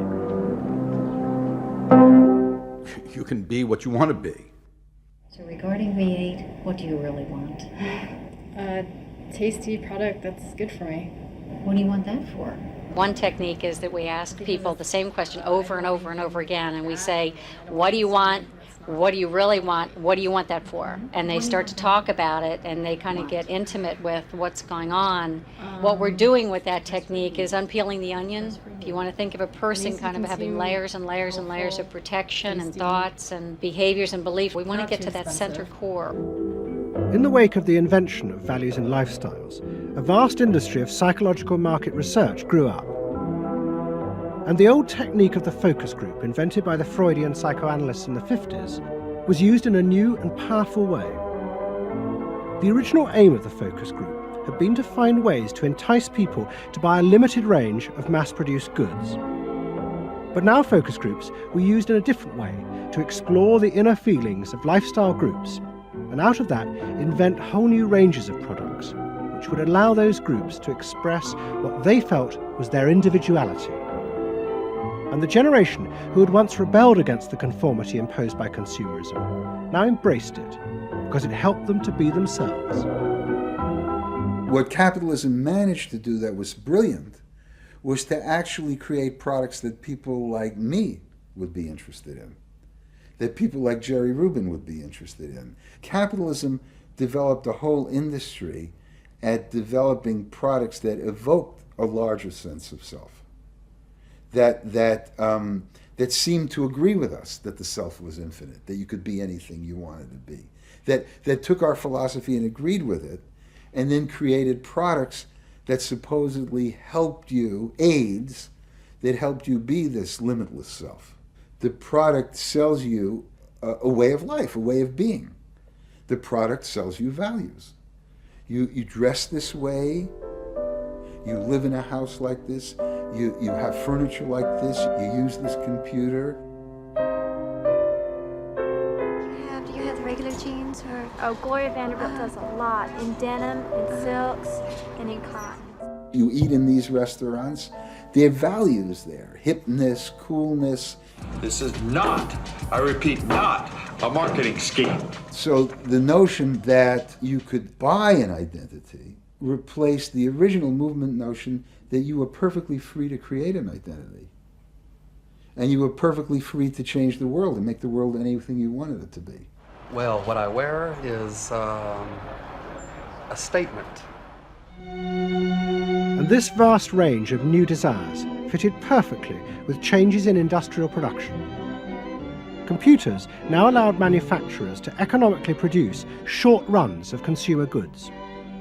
The old restrictions of mass production disappeared, as did the worry that had bedeviled corporate America ever since mass production had been invented, that they would produce too many goods. With the new self, consumer desire seemed to have no limit. In the United States, the concern of companies was always that supply would outstrip demand, that we were producing too much, and that there was not a market for it. You don't hear that kind of talk anymore, because you've gone from a conception of a market of limited needs, and if you fill them, they're filled, to a market of unlimited, ever-changing needs dominated by self-expressiveness, that products and services can satisfy in an endless variety of ways, and ways that change all the time. And consequently, economies have unlimited horizons. Out of this explosion of desire came what seemed a never-ending consumer boom that regenerated the American economy. The original idea had been that the liberation of the self would create new kinds of people, free of social constraint. That radical change had happened, but while the new beings felt liberated, they had become increasingly dependent for their identity on business. The corporations had realized that it was in their interests to encourage people to feel that they were unique individuals and then offer them ways to express that individuality. A world in which people felt they were rebelling against conformity was not a threat to business, but its greatest opportunity.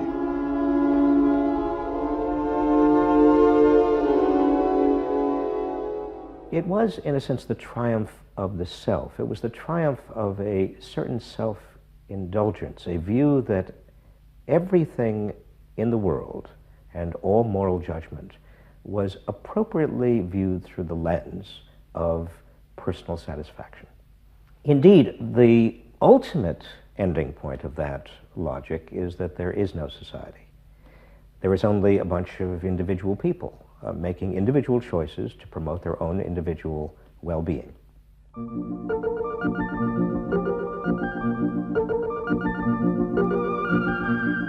Next week's episode tells the story of how politicians on the left, in both Britain and America, turned to the techniques developed by business in order to regain power. But what they didn't realize is that what had worked for business would undermine the very basis of their political beliefs.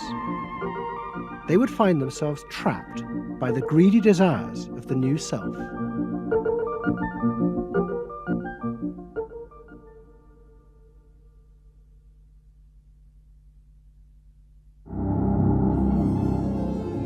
You're moving through a world in which everything is possible and nothing is beyond you. This is the story of the rise of an idea that has come to dominate our society. It is the belief that the satisfaction of individual feelings and desires is our highest priority. Today we're going to tell you how to get whatever you want. I wanted to live a different life that wasn't available to me in the image I was born. I am here, look at me, notice me. Previous episodes have shown how this rise of the self was fostered and promoted by business. They had used the ideas of Sigmund Freud to develop techniques to read the inner desires of individuals and then fulfill them with products. This final episode is about how that idea took over politics. It tells the story of how politicians on the left, in both America and Britain, turned to these techniques to regain power. They believed that they were creating a new and better form of democracy, one that truly responded to the inner feelings of individuals. But what the politicians didn't realize was that the aim of those who had originally created these techniques had not been to liberate the people, but to develop a new way of controlling them in an age of mass democracy.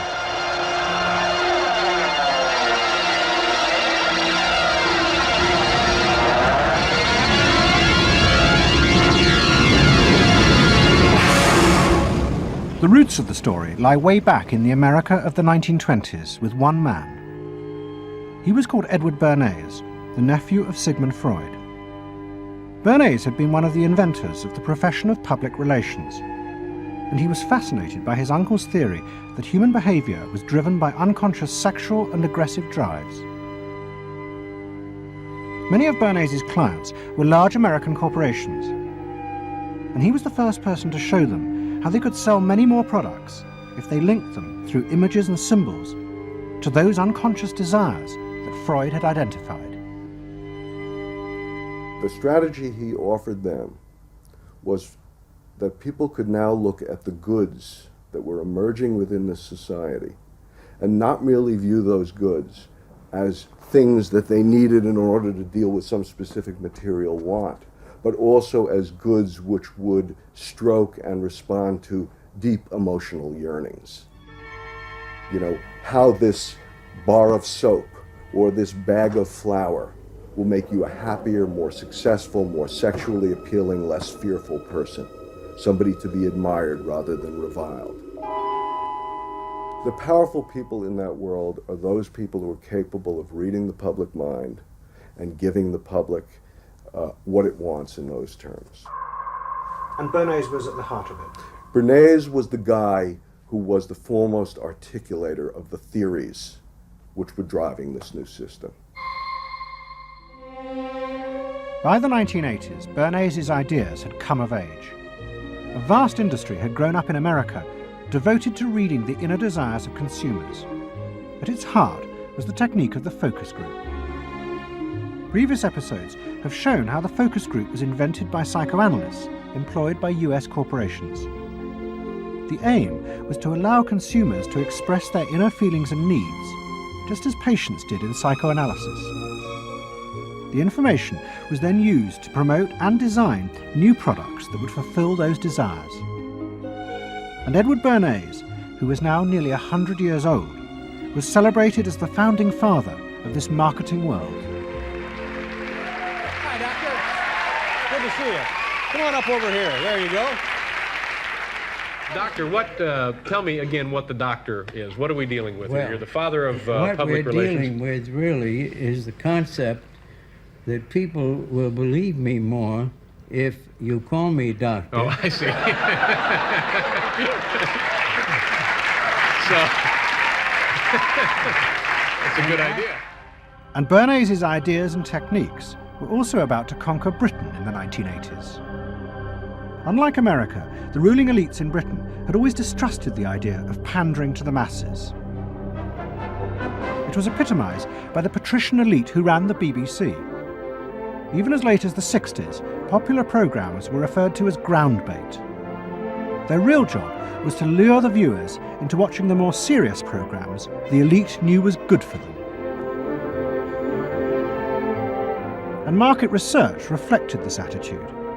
Individuals were observed and classified by market researchers according to their social class, from A through C2, D and E.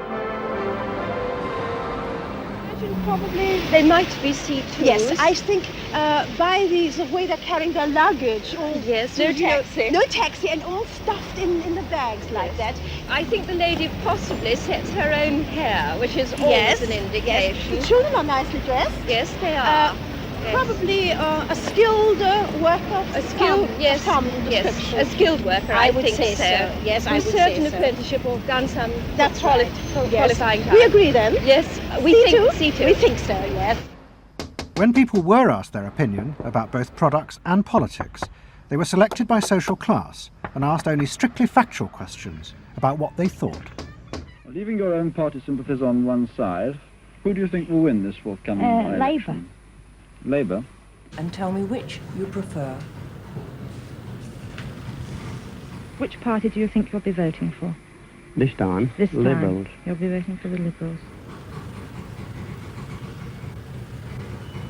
And who do you think will be second? Conservative. This one. Okay. The idea that one might ask people what they themselves felt and desired, and then give it to them, was seen as alien to the ruling elites, which would challenge their belief that they knew what was best for the public. There's evidence in other countries, in the United States for example, where pollsters have been used before elections to interpret the mood of the public, and then you give people more what they want to have and less what they ought to have. But again, this could be alleged to be more democratic, I don't know. It's very dangerous ground, I think, though, when polls are used in that way. But then, in the economic crisis of the mid-70s, British industry was forced to begin to pay attention to the inner feelings of consumers. As the recession deepened, consumer spending fell dramatically, and the advertisers insisted that the only way for companies to survive was to make their advertising more effective. And to do this, they would have to delve into people's underlying psychological motives for purchasing. The advertising industry started to bring in Americans to run focus groups with British housewives. Everyone is a unique person, and even though you're a group of 10 today, we don't want a group opinion, and we want to know your ideas and your thoughts, no matter how crazy it might be. Please let your imagination run wild, because that's how very crazy things like instant coffee got born. Now, can we get somebody, this lady, to be a kitchen sink? And kitchen sink, how do you feel with these things that are being used to clean you up? Well, I've got to feel clean. I've got to be kept clean. So you're I feel that. I should hate it if I was all greasy, so I've got to be easy to clean. Okay, now the housewife, this lady, what would you use to clean your kitchen sink? A scouring powder. Of course, a cloth to apply the things on, and plenty of water. Now, how do you feel as you're doing this chore? Feel satisfied? Well satisfied when I have done it, yes. I'm doing my duty. I feel it's a job well done. The consumers were encouraged to play at being products, from household cleaners to car seat belts. The aim was not to talk rationally, but to act out and reveal their inner emotional relationship to products. Which firmly and unmistakably underlines. And then a politician emerged who also believed that people should be allowed to express themselves.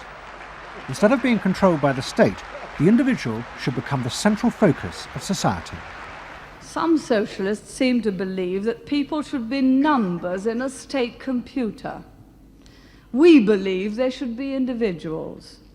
We're all unequal, No one, thank heavens, is quite like anyone else, however much the socialists may pretend otherwise. And we believe that everyone has the right to be unequal, but to us, every human being is equally important. A man's right to work as he will, to spend what he earns, to own property, to have the state as servant and not as master, they are the essence of a free economy, and on that freedom all our other freedoms depend. Mrs. Thatcher's vision was of a society in which the wants and desires of millions of individuals would be satisfied through the free market. This, she believed, would be the engine to regenerate Britain. And with her ascent to power, the advertising and marketing industries flourished. Their task was to find out what the British people really wanted and then sell it to them. In this new climate, the focus group flourished. And those who ran them borrowed from the techniques of psychotherapy to delve ever deeper into people's feelings about products. We're trying to understand how people feel about brands, how they relate to brands. That is to say, what the brand's personality is as far as consumers are concerned. And there are a number of techniques which are very, very helpful for getting to that understanding. The consumer is given crayons to doodle, to express their feelings, to go inside their own head, pull out their feelings and somehow get them onto paper. And these are ordinary drinkers expressing their feelings about drinking Guinness. Here you see a rich, very female aspect of Guinness. So if you were describing a woman who somehow to you had that character, what sort of person is it? Paula Yates, who used to lay in bed, surrounded with magazines and chocolates like a 50s starlet. Out of this research, the marketeers began to detect a new individualism. In particular, among those who had voted Conservative for the first time in 1979. They no longer wanted to be seen as part of social classes, but to express themselves. And crucial to this were the products they chose to buy. We identified that there was this trend towards what might be called individualism, where people wanted to still be part of a crowd, but to express themselves as individuals within it, to have their own personalities, to be, I suppose, their own men. I didn't want to be the same as everybody else. I wanted it to be a little bit different, a little bit individual. It's quite individual upstairs. It's not remarkable, but I think it's quite individual. It is expensive. It's Italian. It's Italian, it's expensive, and it's good quality. A little bit different. Yeah, we want to set our own standards, so nobody else has got what we've got. We just didn't want it be the same as everybody else. We just want to be different. Business responded eagerly to this new individualism, but it soon became one of the main forces driving the growing consumer boom in Britain. Using the data from the focus groups, the manufacturers created new ranges of products that allowed people to express their individuality. Business also recategorized people. They were no longer divided by social class, but by their inner psychological needs. If the primary need is security and belonging, we call the groups mainstreamers. If it's status and the esteem of others, then it's aspirers. If it's control, it's succeeders. And if it's self-esteem, it's reformers.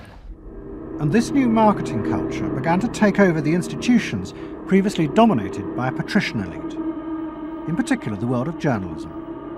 The assault was led by the profession of public relations.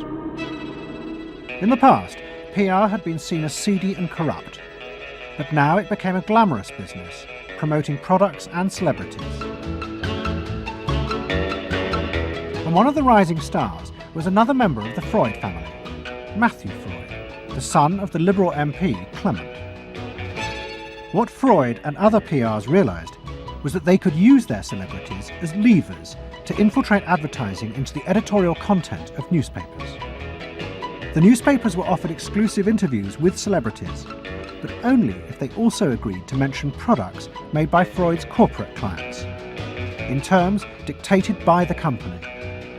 What happened with Freud's was that you effectively got some kind of product placement, or even product, the manufacturers of the product got some degree of control over how their products would appear in print. So if, for example, you did want to write about Caprice's passion for stuffed crust pizza.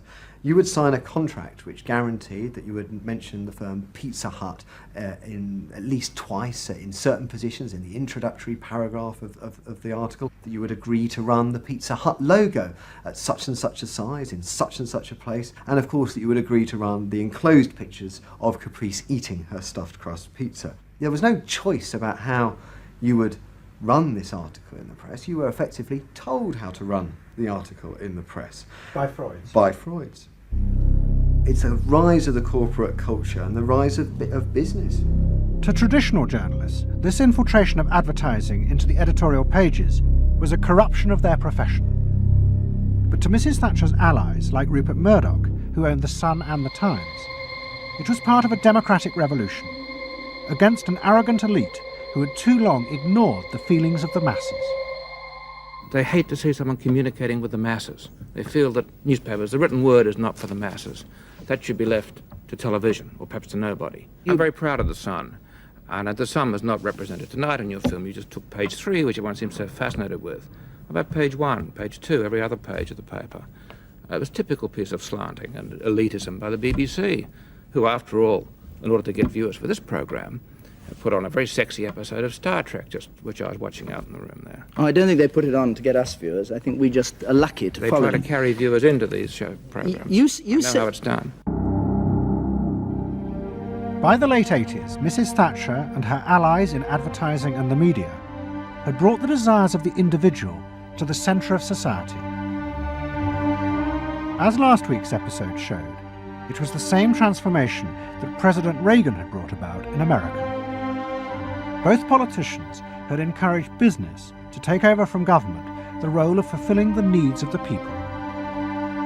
In the process, consumers were encouraged to see the satisfaction of their desires as the overriding priority.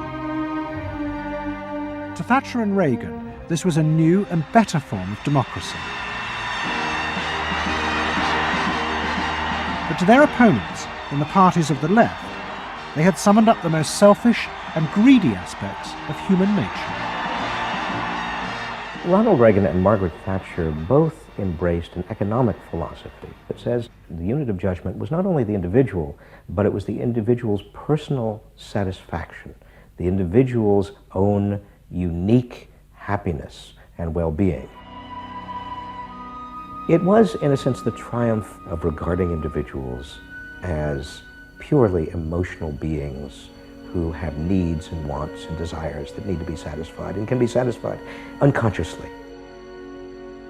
It goes way back to the early part of the 20th century, to Freud, to notions of the unconscious, the assumptions that we are, in terms of our rational minds, we're little corks bobbing around on this great sea of hopes and fears and desires of which we are only dimly aware. And that the role of a marketer, the role of somebody selling something, including a politician, is to appeal to this great swamp of desire, of unconscious desire.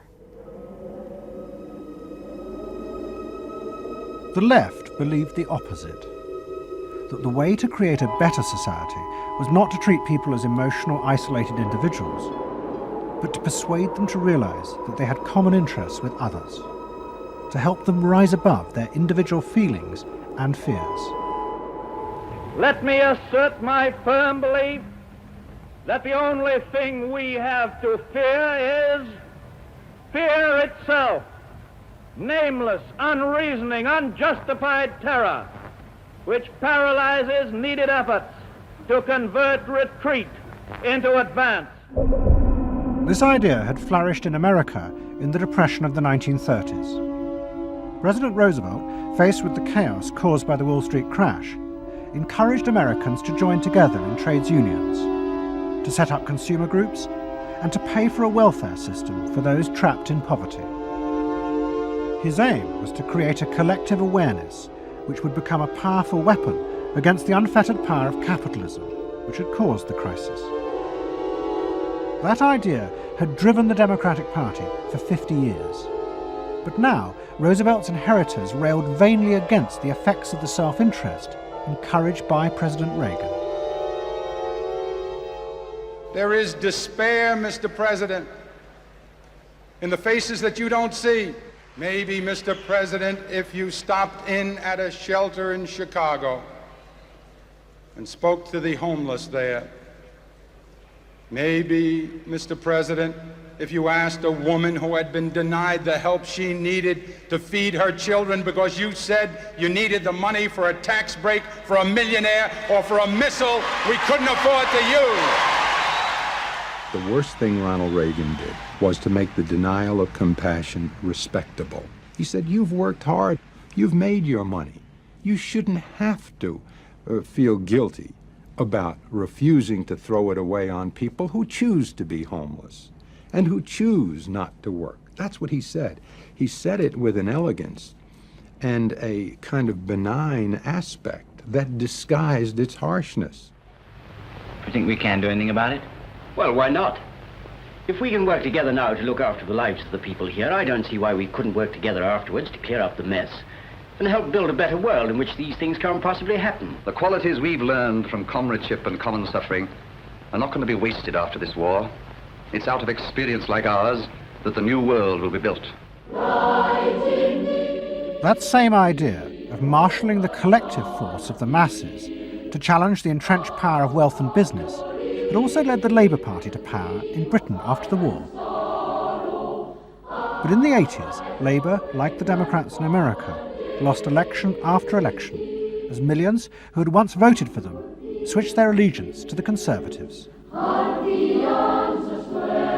There it is, going blue just about everywhere, sweeping the country. The rural parts of Britain now have gone blue. For they are the party of yesterday, and tomorrow is ours. In the face of this, a growing number within the Labour Party became convinced that if they were ever to regain power, Labour would have to come to terms with the new individualism. One of them was an advertising executive called Philip Gould, who had been a lifelong Labour supporter. Gould believed that Labour's leadership had become corrupted by the same patrician arrogance that dominated all Britain's institutions. They denigrated and disapproved of the new aspirations of working-class voters. Labour stopped listening to these people. And I remember the best example of this was after the election of 1983, which was the election above all, where the people's voices just were not heard. And I had dinner with a leading Labour Party figure who'd been involved in the defeat, heavily involved in the defeat, and his wife said, God, these working class people, they just, we give them education, we give them chances in life. What do? They read the Sun and they just don't vote for us. And there was such a gap between these people just trying to make lives for themselves, better lives for themselves, and the kind of elitism of the Labour Party that was just such a chasm that had to be filled. Gould became part of a small group of modernisers centred around Peter Mandelson. Their aim was to reconnect Labour with the lost voters. To do this, Gould turned to the technique he knew well from his work in advertising, the focus group.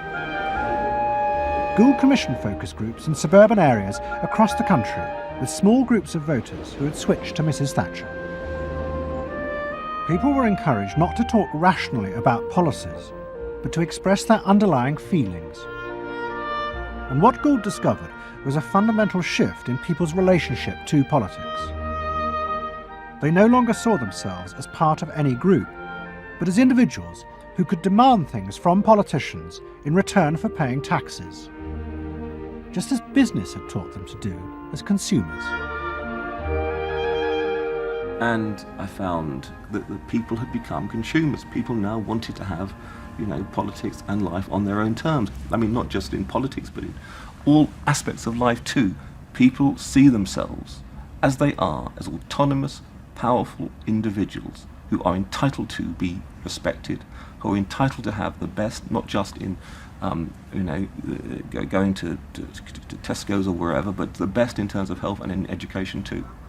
All this was about getting the Labour Party to understand that people really, really, really had changed, and the Labour Party had not, and unless the Labour Party changed, it would not win. Philip Gould now set out to try and persuade the Labour Party that they would have to make concessions to what he called the new aspirational classes. But he was going to face implacable opposition. In the run-up to the 1992 election, Gould argued that the only way to win was for Labour to promise not to put up taxes. But the Shadow Chancellor, John Smith, angrily refused. Labour would stick to its fundamental policies. They would fight the election with the promise of tax increases to create a fairer society. And as the campaign began, it seemed as if Philip Gould was wrong. The traditional polls consistently showed Labour ahead, despite the Conservative campaign message that a Labour government would put up taxes. Even the Conservatives' oldest allies in the press became convinced that by harping on about tax, the Conservatives were cutting their own throats. So the worry about the Tories must be that they're not at the moment conveying a sense of grip and being in control. And unless they can do better than that, I think they're going to lose. The other thing is that they still say that they are going to go on and on with this one single message of tax. And I think, part of the difficulty this morning was that you had a whole lot of people who've been going to the same press conference for 7 days, had virtually the same message thrust at them, and are kind of getting bored and restless and hitting back on it. I think the media sense a big story coming in the Tories being defeated. And the Labour Party too was convinced it would win and finally return to power. It's now time to meet the men and women who will form the next government. Labour Chancellor of the Exchequer, John Smith. And now, it is time for the next Prime Minister, Neil Kinnock. Those running Labour's campaign believed that by modern presentation, they would attract back the voters, yet keep the old policies. But Philip Gould was convinced that Labour were going to lose. Through his focus groups, he knew that the very people who were telling the traditional pollsters they would vote Labour were in reality preparing to vote Conservative out of self-interest. But they were too embarrassed to admit it.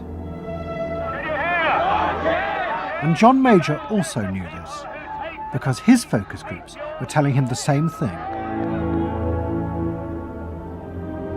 What do you make of the poll which puts Labour 5 points ahead? Sir, just one to the Daily Mail, sir. Feel out in the streets that matters. What are you guys It's feeling good on the streets, is it? It is feeling good on the streets, yes. It has been feeling surprisingly good on the streets for some time. Quite surprisingly, quite out of line with opinion polls. Don't ask me to explain it, but it feels all right. Sir? Anyway, go on. No, lads, you must sit down. We're waiting to go. John Major's victory in 1992 was a disaster for the Labour Party. The small group of reformers centred around Peter Mandelson and Philip Gould were convinced that the only way for the party to survive was to change its basic policies. But their ideas were rejected by John Smith, who had now become leader. Philip Gould left Britain to go to work for the campaign to elect Bill Clinton president in America. The 1992 election, during it and afterwards, people felt under great strain and really did feel demoralised and dejected. And then to go from this to the Clinton campaign, it was an extraordinary experience, because here suddenly I found articulated many of the ideas that I'd had but not fully myself been able to encapsulate or to articulate. If you want a president who will restore the middle class, reclaim the future for the middle class, and restore the American dream, vote for Bill Clinton in New Hampshire and send a signal to the country that we are coming together. What Gould discovered was that, like the Labour Party, the Democrats had also been doing focus groups with swing voters. The difference was that Bill Clinton had decided to tailor his policies to fit with these voters' desires. Above all, with their ferocious belief that they should only pay tax for things that benefited them, not for the welfare of others. I have no idea what percentage of my tax dollars go to welfare, but even if it's a minuscule percentage, even if it's 0.25%, it's still too much for the people that are receiving these benefits that are basically non-productive. The Clinton team decided that to win, they had to promise tax cuts for these suburban voters. And they also used the focus groups throughout the campaign to check every appearance, speech and policy with them for their approval. what Clinton called the forgotten middle class became central figures in a new type of reactive politics. Candidates for the presidency of the United States had been prepackaged and designed for many, many years. What was new was an attempt to use very sophisticated or pseudo-sophisticated techniques to plumb the public psychology, to find out precisely what the desires of the individuals were, and then to come up with a candidate and a platform and images and words that exactly responded to those deep desires. This was packaging at a new level. This was polling at an extreme. I'm not going to raise taxes on the middle class. And the middle class needs a break. Government is in the way. It's taking more of your money and giving you less in return. In the name of the hard-working Americans who make up our forgotten middle class, I proudly accept your nomination for President of the United States. Stay focused. Talk about things that matter to people. You know? It's the economy, stupid. Okay? But Clinton's campaign team, led by James Carville and George Stephanopoulos, did not believe that they were capitulating to the selfish desires of the middle classes. Tax cuts were the price they had to pay to regain power. But once in power, they would still fulfill traditional democratic policies and help the poor who had been neglected under Reagan, above all with the reform of healthcare. They would pay for the tax cuts by cutting defence spending and increasing taxes on the very rich. In this way, they believed they were forging a coalition of the new and the old voters, both of whom could be satisfied. Probably for the first time in a generation tomorrow, we're going to win. And that means that more people are going to have better jobs.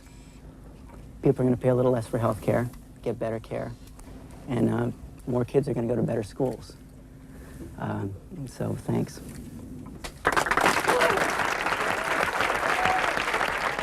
But the Democrats' optimism was to be short-lived. In November 1992, Clinton was triumphantly elected president. But within weeks, his administration discovered that the budget deficit was far greater than they had anticipated. At a meeting in the White House in January 1993, the head of the Federal Reserve told them that the deficit was nearly $300 billion. There was no way they could borrow any more without panicking the markets and causing a crisis. The only way to pay for the proposed tax cuts would be to cut government spending, not just on defence, but on welfare. Clinton was faced with a choice between the old politics and the new, and he chose the old. The tax cuts were dropped, and he tried to inspire the country with the old democratic ideal of government spending to help the poor and disadvantaged. Tonight I want to talk with you about what government can do, because I believe government must do more. To put people to work now, to create 500,000 jobs. Jobs to rebuild our highways and airports, to renovate housing, to bring new life to rural communities and spread hope and opportunity among our nation's youth. Healthcare reform sounds like a great idea to me. Well, I know, but some of these details sure scare the heck out of me. Like what? Well, like for... At the start of the Clinton administration, many of us, including, I believe, President Clinton himself, reverted back to an older tradition, tried to lift the public, to talk about genuine ideals beyond the individual. And that reform agenda being not only universal health care and child care and dealing with the widening inequalities in our society and homelessness, many things that many citizens, just particularly middle-income citizens, didn't want to deal with. But the suburban voters who had been promised tax cuts were not inspired by Bill Clinton's vision. They felt betrayed and wanted revenge. Their opportunity came in 1994 with the congressional elections. The Republicans, led by Newt Gingrich, promised huge tax cuts and to dismantle the welfare system. The voters who had defected to Clinton switched sides yet again, and the Republicans won both houses of Congress in a landslide. Well, I think it's a tremendous vote in favor of smaller government, lower taxes, and in a sense, a renewal of the Thatcher-Reagan tradition. And I think in that sense, it's pretty decisive. It means that the welfare state is going to be less hospitable for people who are not willing to take responsibility for their own situation. No question about it. I think today is the beginning of the end of the welfare state. For Clinton, it was a disaster. Faced with a hostile Congress, there was no way for him to get his reforms through. His personal popularity plummeted, and it seemed certain he would not be re-elected in 2 years' time. In desperation, and without telling his cabinet, Clinton turned for help to one of America's most ruthless political strategists, Dick Morris. What did he want you to do? Save his butt. Clinton was in serious trouble. He had lost the '94 election. He had lost control of Congress, and he hired me to come back and help save him. So he was basically asking me to perform roughly the same role as a life preserver would if you're drowning. What Morris told Clinton was that to win re-election, he would have to transform the very nature of politics. The crucial swing voters in the suburbs now thought and behaved like consumers. The only way to win them back was to forget all ideology and instead turn politics into a form of consumer business. Clinton must try to identify their personal desires and whims and then promise to fulfill them. If he followed those consumer rules, they would follow him. I said that I felt the most important thing for him to do was to bring to the political system the same consumer rules philosophy that the business community has. Because I think politics needs to be as responsive to the whims and the desires of the marketplace as business is. And it needs to be as sensitive to the bottom line, profits or votes, as a business is. I think that all of this involves really a changed view of the voters, so that instead of treating them as targets, you treat them as owners. Instead of treating them as something that you can manipulate, you treat them as something you need to learn from. And instead of feeling that you can stay in one place and you can manipulate the voters, you need to learn what they want and move yourself to accommodate it. To get inside the minds of the swing voters, Morris brought lifestyle marketing into politics for the first time.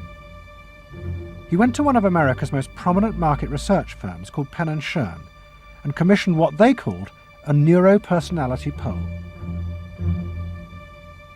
It was a massive survey of hundreds of thousands of voters, but the only political questions it asked were to find out whether someone was a swing voter or not.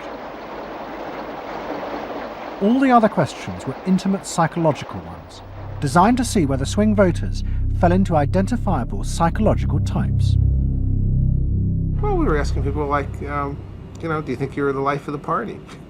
Do you think when you see things that you like to have a list and organize them? Do you typically try to plan things ahead, or do you like to be more spontaneous? Where do you like to go? What sports do you like to play? What would you do with your spouse on a romantic weekend? So we were asking people some very personal questions about their own lives to try to see were the kinds of people that were likely to change their vote also possessing of certain kinds of personality traits. And in fact, they were. The neuropersonality poll allowed the Clinton team to segment swing voters into different lifestyle types. They were given names like pools and patios, or caps and gowns, who were urban intellectuals living in university towns. From this, the team could identify ways in which they could make individuals feel more secure in their chosen lifestyles, just as business had learned to do with products.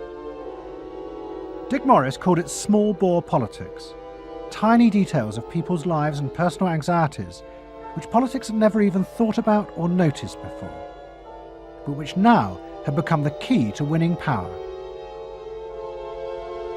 It was an America that focused on day-to-day practical concerns.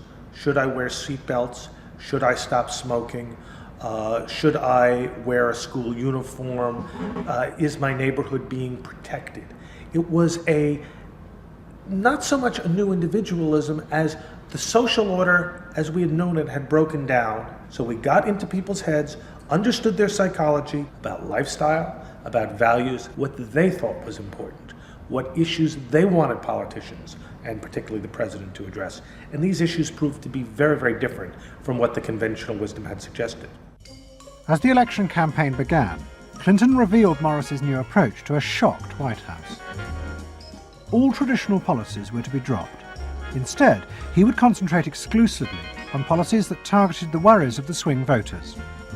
V-chips would be fitted into televisions to prevent children from watching pornography. And mobile phones would be fitted into school buses to make parents feel more secure. Dick Morris also persuaded the president to spend his leisure time in the same way as particular groups of swing voters. He sent Clinton on a hunting holiday, dressed in exactly the Gore-Tex outfits a group called Big Sky Families liked. The aim was to reflect swing voters' lifestyles back to them. The Liberals in Clinton's cabinet hated this approach. And I would say, well, Dick, why have a campaign? This was the 1996 campaign. If all the president is going to do is offer up these little bite-sized miniature initiatives that appeal to people's desires, like consumers, buying soap, V-chips that you could put in your televisions so you could make sure that your children did not have pornography, and school uniforms. Why talk about them? They're so mundane and they're so tiny. And he would say back, if we don't do this, we may not get reelected. And I would say, what's the point of getting reelected if you have no mandate to do anything when you're reelected? And he'd say, what's the point of having a mandate if you can't get reelected? Isn't the ultimate goal getting reelected? But Morris's new politics were an extraordinary success. Clinton's ratings among the swing voters began to soar. And Dick Morris, along with the marketeer Mark Penn, took effective charge of making White House policy. Mark Penn set up a huge call centre in an office block in Denver. And every night, hundreds of telephone operators called swing voters in suburbs across the country to check with them every detail of policies that Clinton was proposing. The policy was made by a group of people manning telephones in Denver, Colorado, placing calls to voters in places like Westchester and Pasadena, and asking them what they wanted from their government, and asking them very specifically about specific policies that Bill Clinton was considering. Would you be more likely to support him if he offered this particular government service, or if he offered that one? Those people told them what they thought. Mark Penn transmitted that to Bill Clinton, and it came out of his mouth. So essentially it was suburban voters in the 90s were creating American domestic policy, and some of it's foreign policy as well. Right. Yeah, Mark Penn was polling on questions like whether we should bomb in Bosnia, things like that. Morris also insisted that Clinton make a symbolic sacrifice of the old politics to convince the swing voters to trust him. In August 1996, Clinton signed a bill which ended the system of guaranteed help for the poor and unemployed. Welfare would be cut back after 2 years in order to force people into work. The new system was called welfare to work, and would, he said, be a hand up, not a handout. It was the effective end of the guaranteed welfare system created by President Roosevelt 60 years before. For many in Clinton's cabinet, it was also the end of the progressive political ideal that Roosevelt had represented. The belief that one used a position of leadership to persuade the voters to think and behave as social beings, not as self-interested individuals. Dick Morris and the pollsters had won. And by that I mean that the people who ultimately got to the president, shaped the president's mind, were those who viewed the voters as just a collection of individual desires that had to be catered to and pandered to. It suggests that democracy is nothing more, and should be nothing more, than pandering to these unthought about, very primitive desires. Primitive in the sense that they are not even necessarily conscious, just what people want in terms of satisfying themselves. And the same triumph of the politics of the self was about to happen in Britain too. In 1994, Tony Blair had become the leader of the Labour Party. and the reforming group centred around Peter Mandelson became all-powerful. Almost every night, Philip Gould ran focus groups with swing voters in the suburbs. But this time he was listened to, and the desires and the fears of the new aspirational classes became the central force shaping Labour Party policies. In that period, I was talking to people who used to vote Conservative and were considering voting Labour, and they understood that they are financially pressed and that there are limits to the extent to which taxation can be improved. They think that crime is an issue that matters to them and should be respected. They want welfare to go to people who deserve welfare, not to people who do not. This was seen of by many in the Labour Party as selfish. I never saw that it was selfish. I believe that a dad or a mum doing their best for their family isn't selfish. They're just doing their best for their family, and that's what people do. A crackdown on those who make life hell in their local neighbourhoods through noise or disturbance. Law and order is a Labour issue today. Philosophy of campaigning is, let's concentrate on swing voters, let's focus group them to find out what they want and what will appeal to them, and let's just relentlessly push those themes in the election. Something is happening to you. After promising to put money in your pocket, the Conservatives are quietly taking it away. Philip Gould was crucial because he gave the raw material, if you like, for these politicians to do this kind of politics. In that when he came up with stuff, they'd follow it, pretty much without exception. Blair himself would pore over these sort of 12-page memos and say, well, this is what we must do. We want people to earn more, to consume the good things of life. We want people to pay lower taxes. Gordon Brown says a Labour government would hold the main tax rates unchanged. The Labour government will not increase the basic rate of tax. I want to make it clear that I will not increase tax. In fact, the Labour Party does stand for Middle England. Those that aspire to do better, to get on in life, and be ambitious for themselves and their families will do better with Labour. Groups of 8 people drinking wine and nibbling, Cheerios, what they thought determined effectively everything that the Labour Party did. And although those running the campaign liked to portray the new approach as their invention, it was in fact copied from the Americans, even down to the phrases that the American marketeers had tested on their swing voters. Peter Mandelson and his team were in the United States watching what we did and copied almost verbatim our approach in their 1997 campaign. The benefit system should be about giving people a hand up, not just a handout. Mandelson's not a fool if he's anything. He saw something that worked, so why not do it? And I can remember reading their manifesto and saying to myself, they just took it lock, stock, and barrel. On one hand you're proud, and on another hand you're bitch. And as in America, Labour was forced to drop policies that would not directly benefit the swing voters, even if it meant sacrificing its fundamental principles. The commitment to public control of industry, which was enshrined as Clause 4 of the party constitution, was dropped. The aim of Clause 4 had been to use the collective power of the people to challenge the unfettered greed of business. But now, Tony Blair was faced with crucial voters who no longer saw themselves as exploited by the free market. They saw themselves as individual consumers who were fulfilled and given identity by what business delivered them.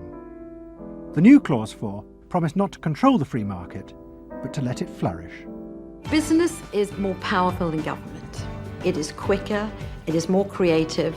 Business is the lifeblood of the country. From this come all the benefits that society needs.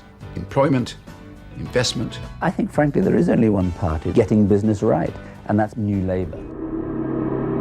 What New Labour did, it suits people who exert power in society not through the political system, or not through the democratic political system. So it suits big business, and it suits entrenched interest, and it suits the status quo.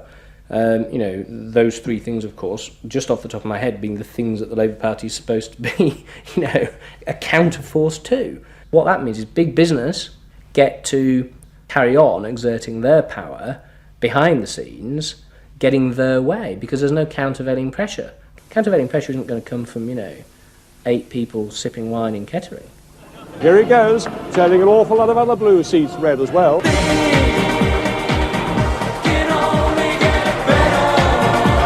Very happy, very relieved, and very exhilarated. But those who masterminded Labour's victory in 1997 saw it as a triumphant vindication of a new form of democracy.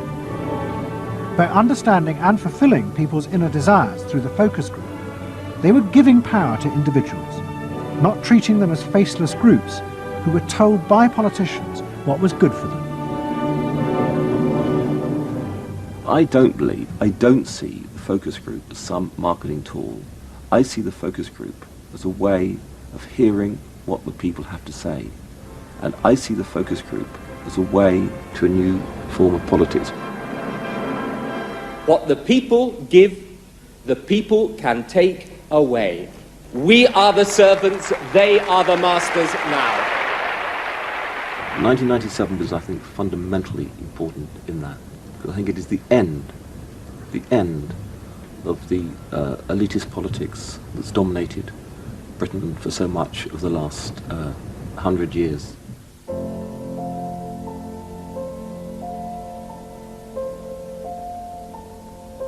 In 1939, Edward Bernays, Sigmund Freud's nephew, created a vision of a future world in which the consumer was king. It was at the World's Fair in New York, and Bernays called it Democracity. It was one of the earliest and most dramatic portrayals of a consumerist democracy, a society in which the needs and desires of individuals were read and fulfilled by business and the free market. The World's Fair created a spectacle in which all of these concerns were met, and they were met by Westinghouse and General Motors and the American Cash Register Company, and company after company presented itself as this sort of centerpiece of a society in which human desire and human want and human anxiety would all be responded to and would all be met purely through the free enterprise system. There was this sort of notion that the free market was something that was not guided by ideologies or by political power. It was something that simply was guided by the people's will. This was the model of democracy that both New Labour and the American Democrats had bought into in order to regain power. They had used techniques developed by business to read the desires of consumers, and they had accepted Bernays' claim that this was a better form of democracy. But in reality, the World's Fair had been an elaborate piece of propaganda designed by Bernays for his clients, the giant American corporations. Privately, Bernays did not believe that true democracy could ever work. He had been profoundly influenced in this by his uncle's theories of human nature. Freud believed that individuals were not driven by rational thought, but by primitive unconscious desires and feelings. And Bernays believed that this meant it was too dangerous to let the masses ever have control over their own lives. And consumerism was a way of giving people the illusion of control, while allowing a responsible elite to continue managing society.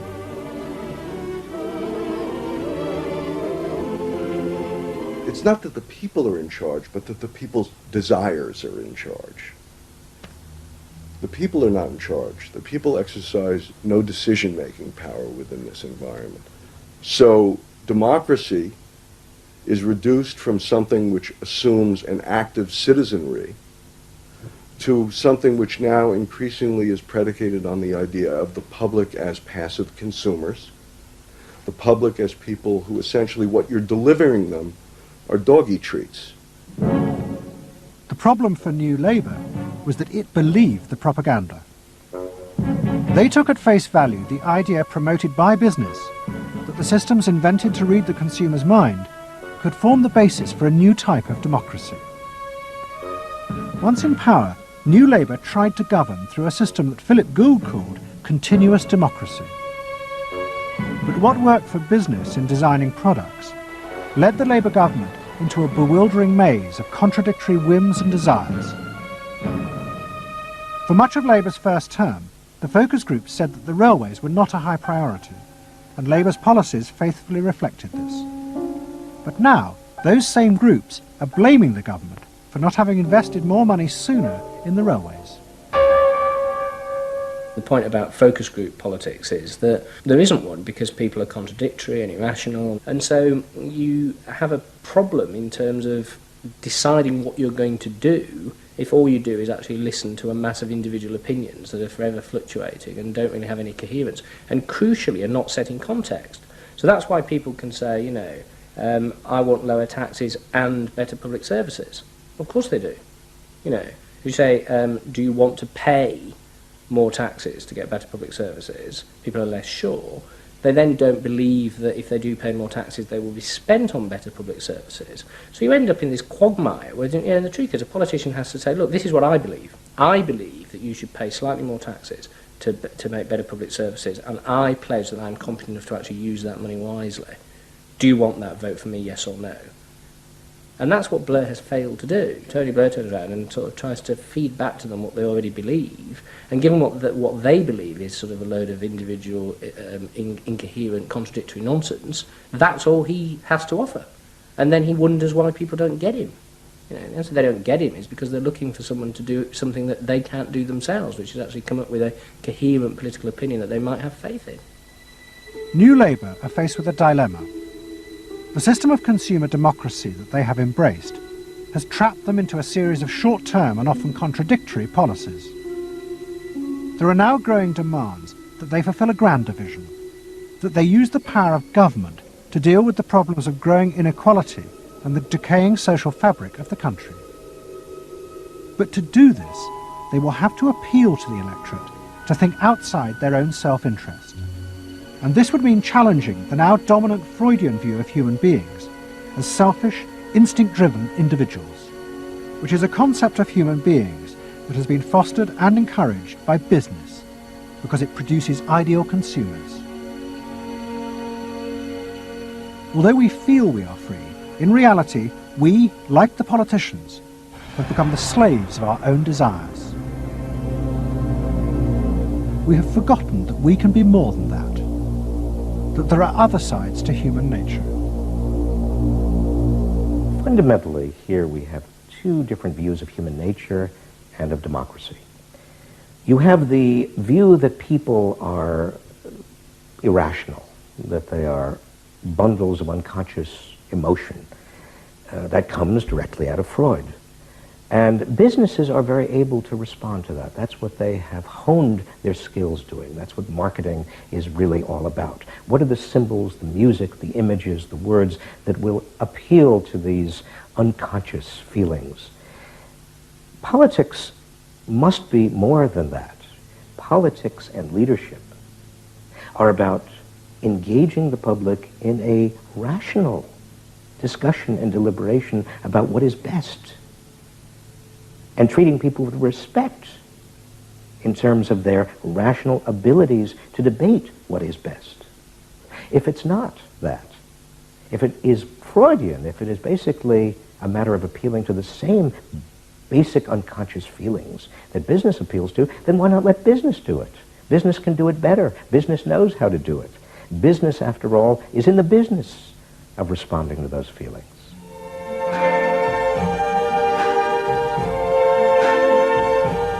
I see trees of green, red roses too. I see them bloom for me and you. And I think to myself, what a wonderful world. I think to myself,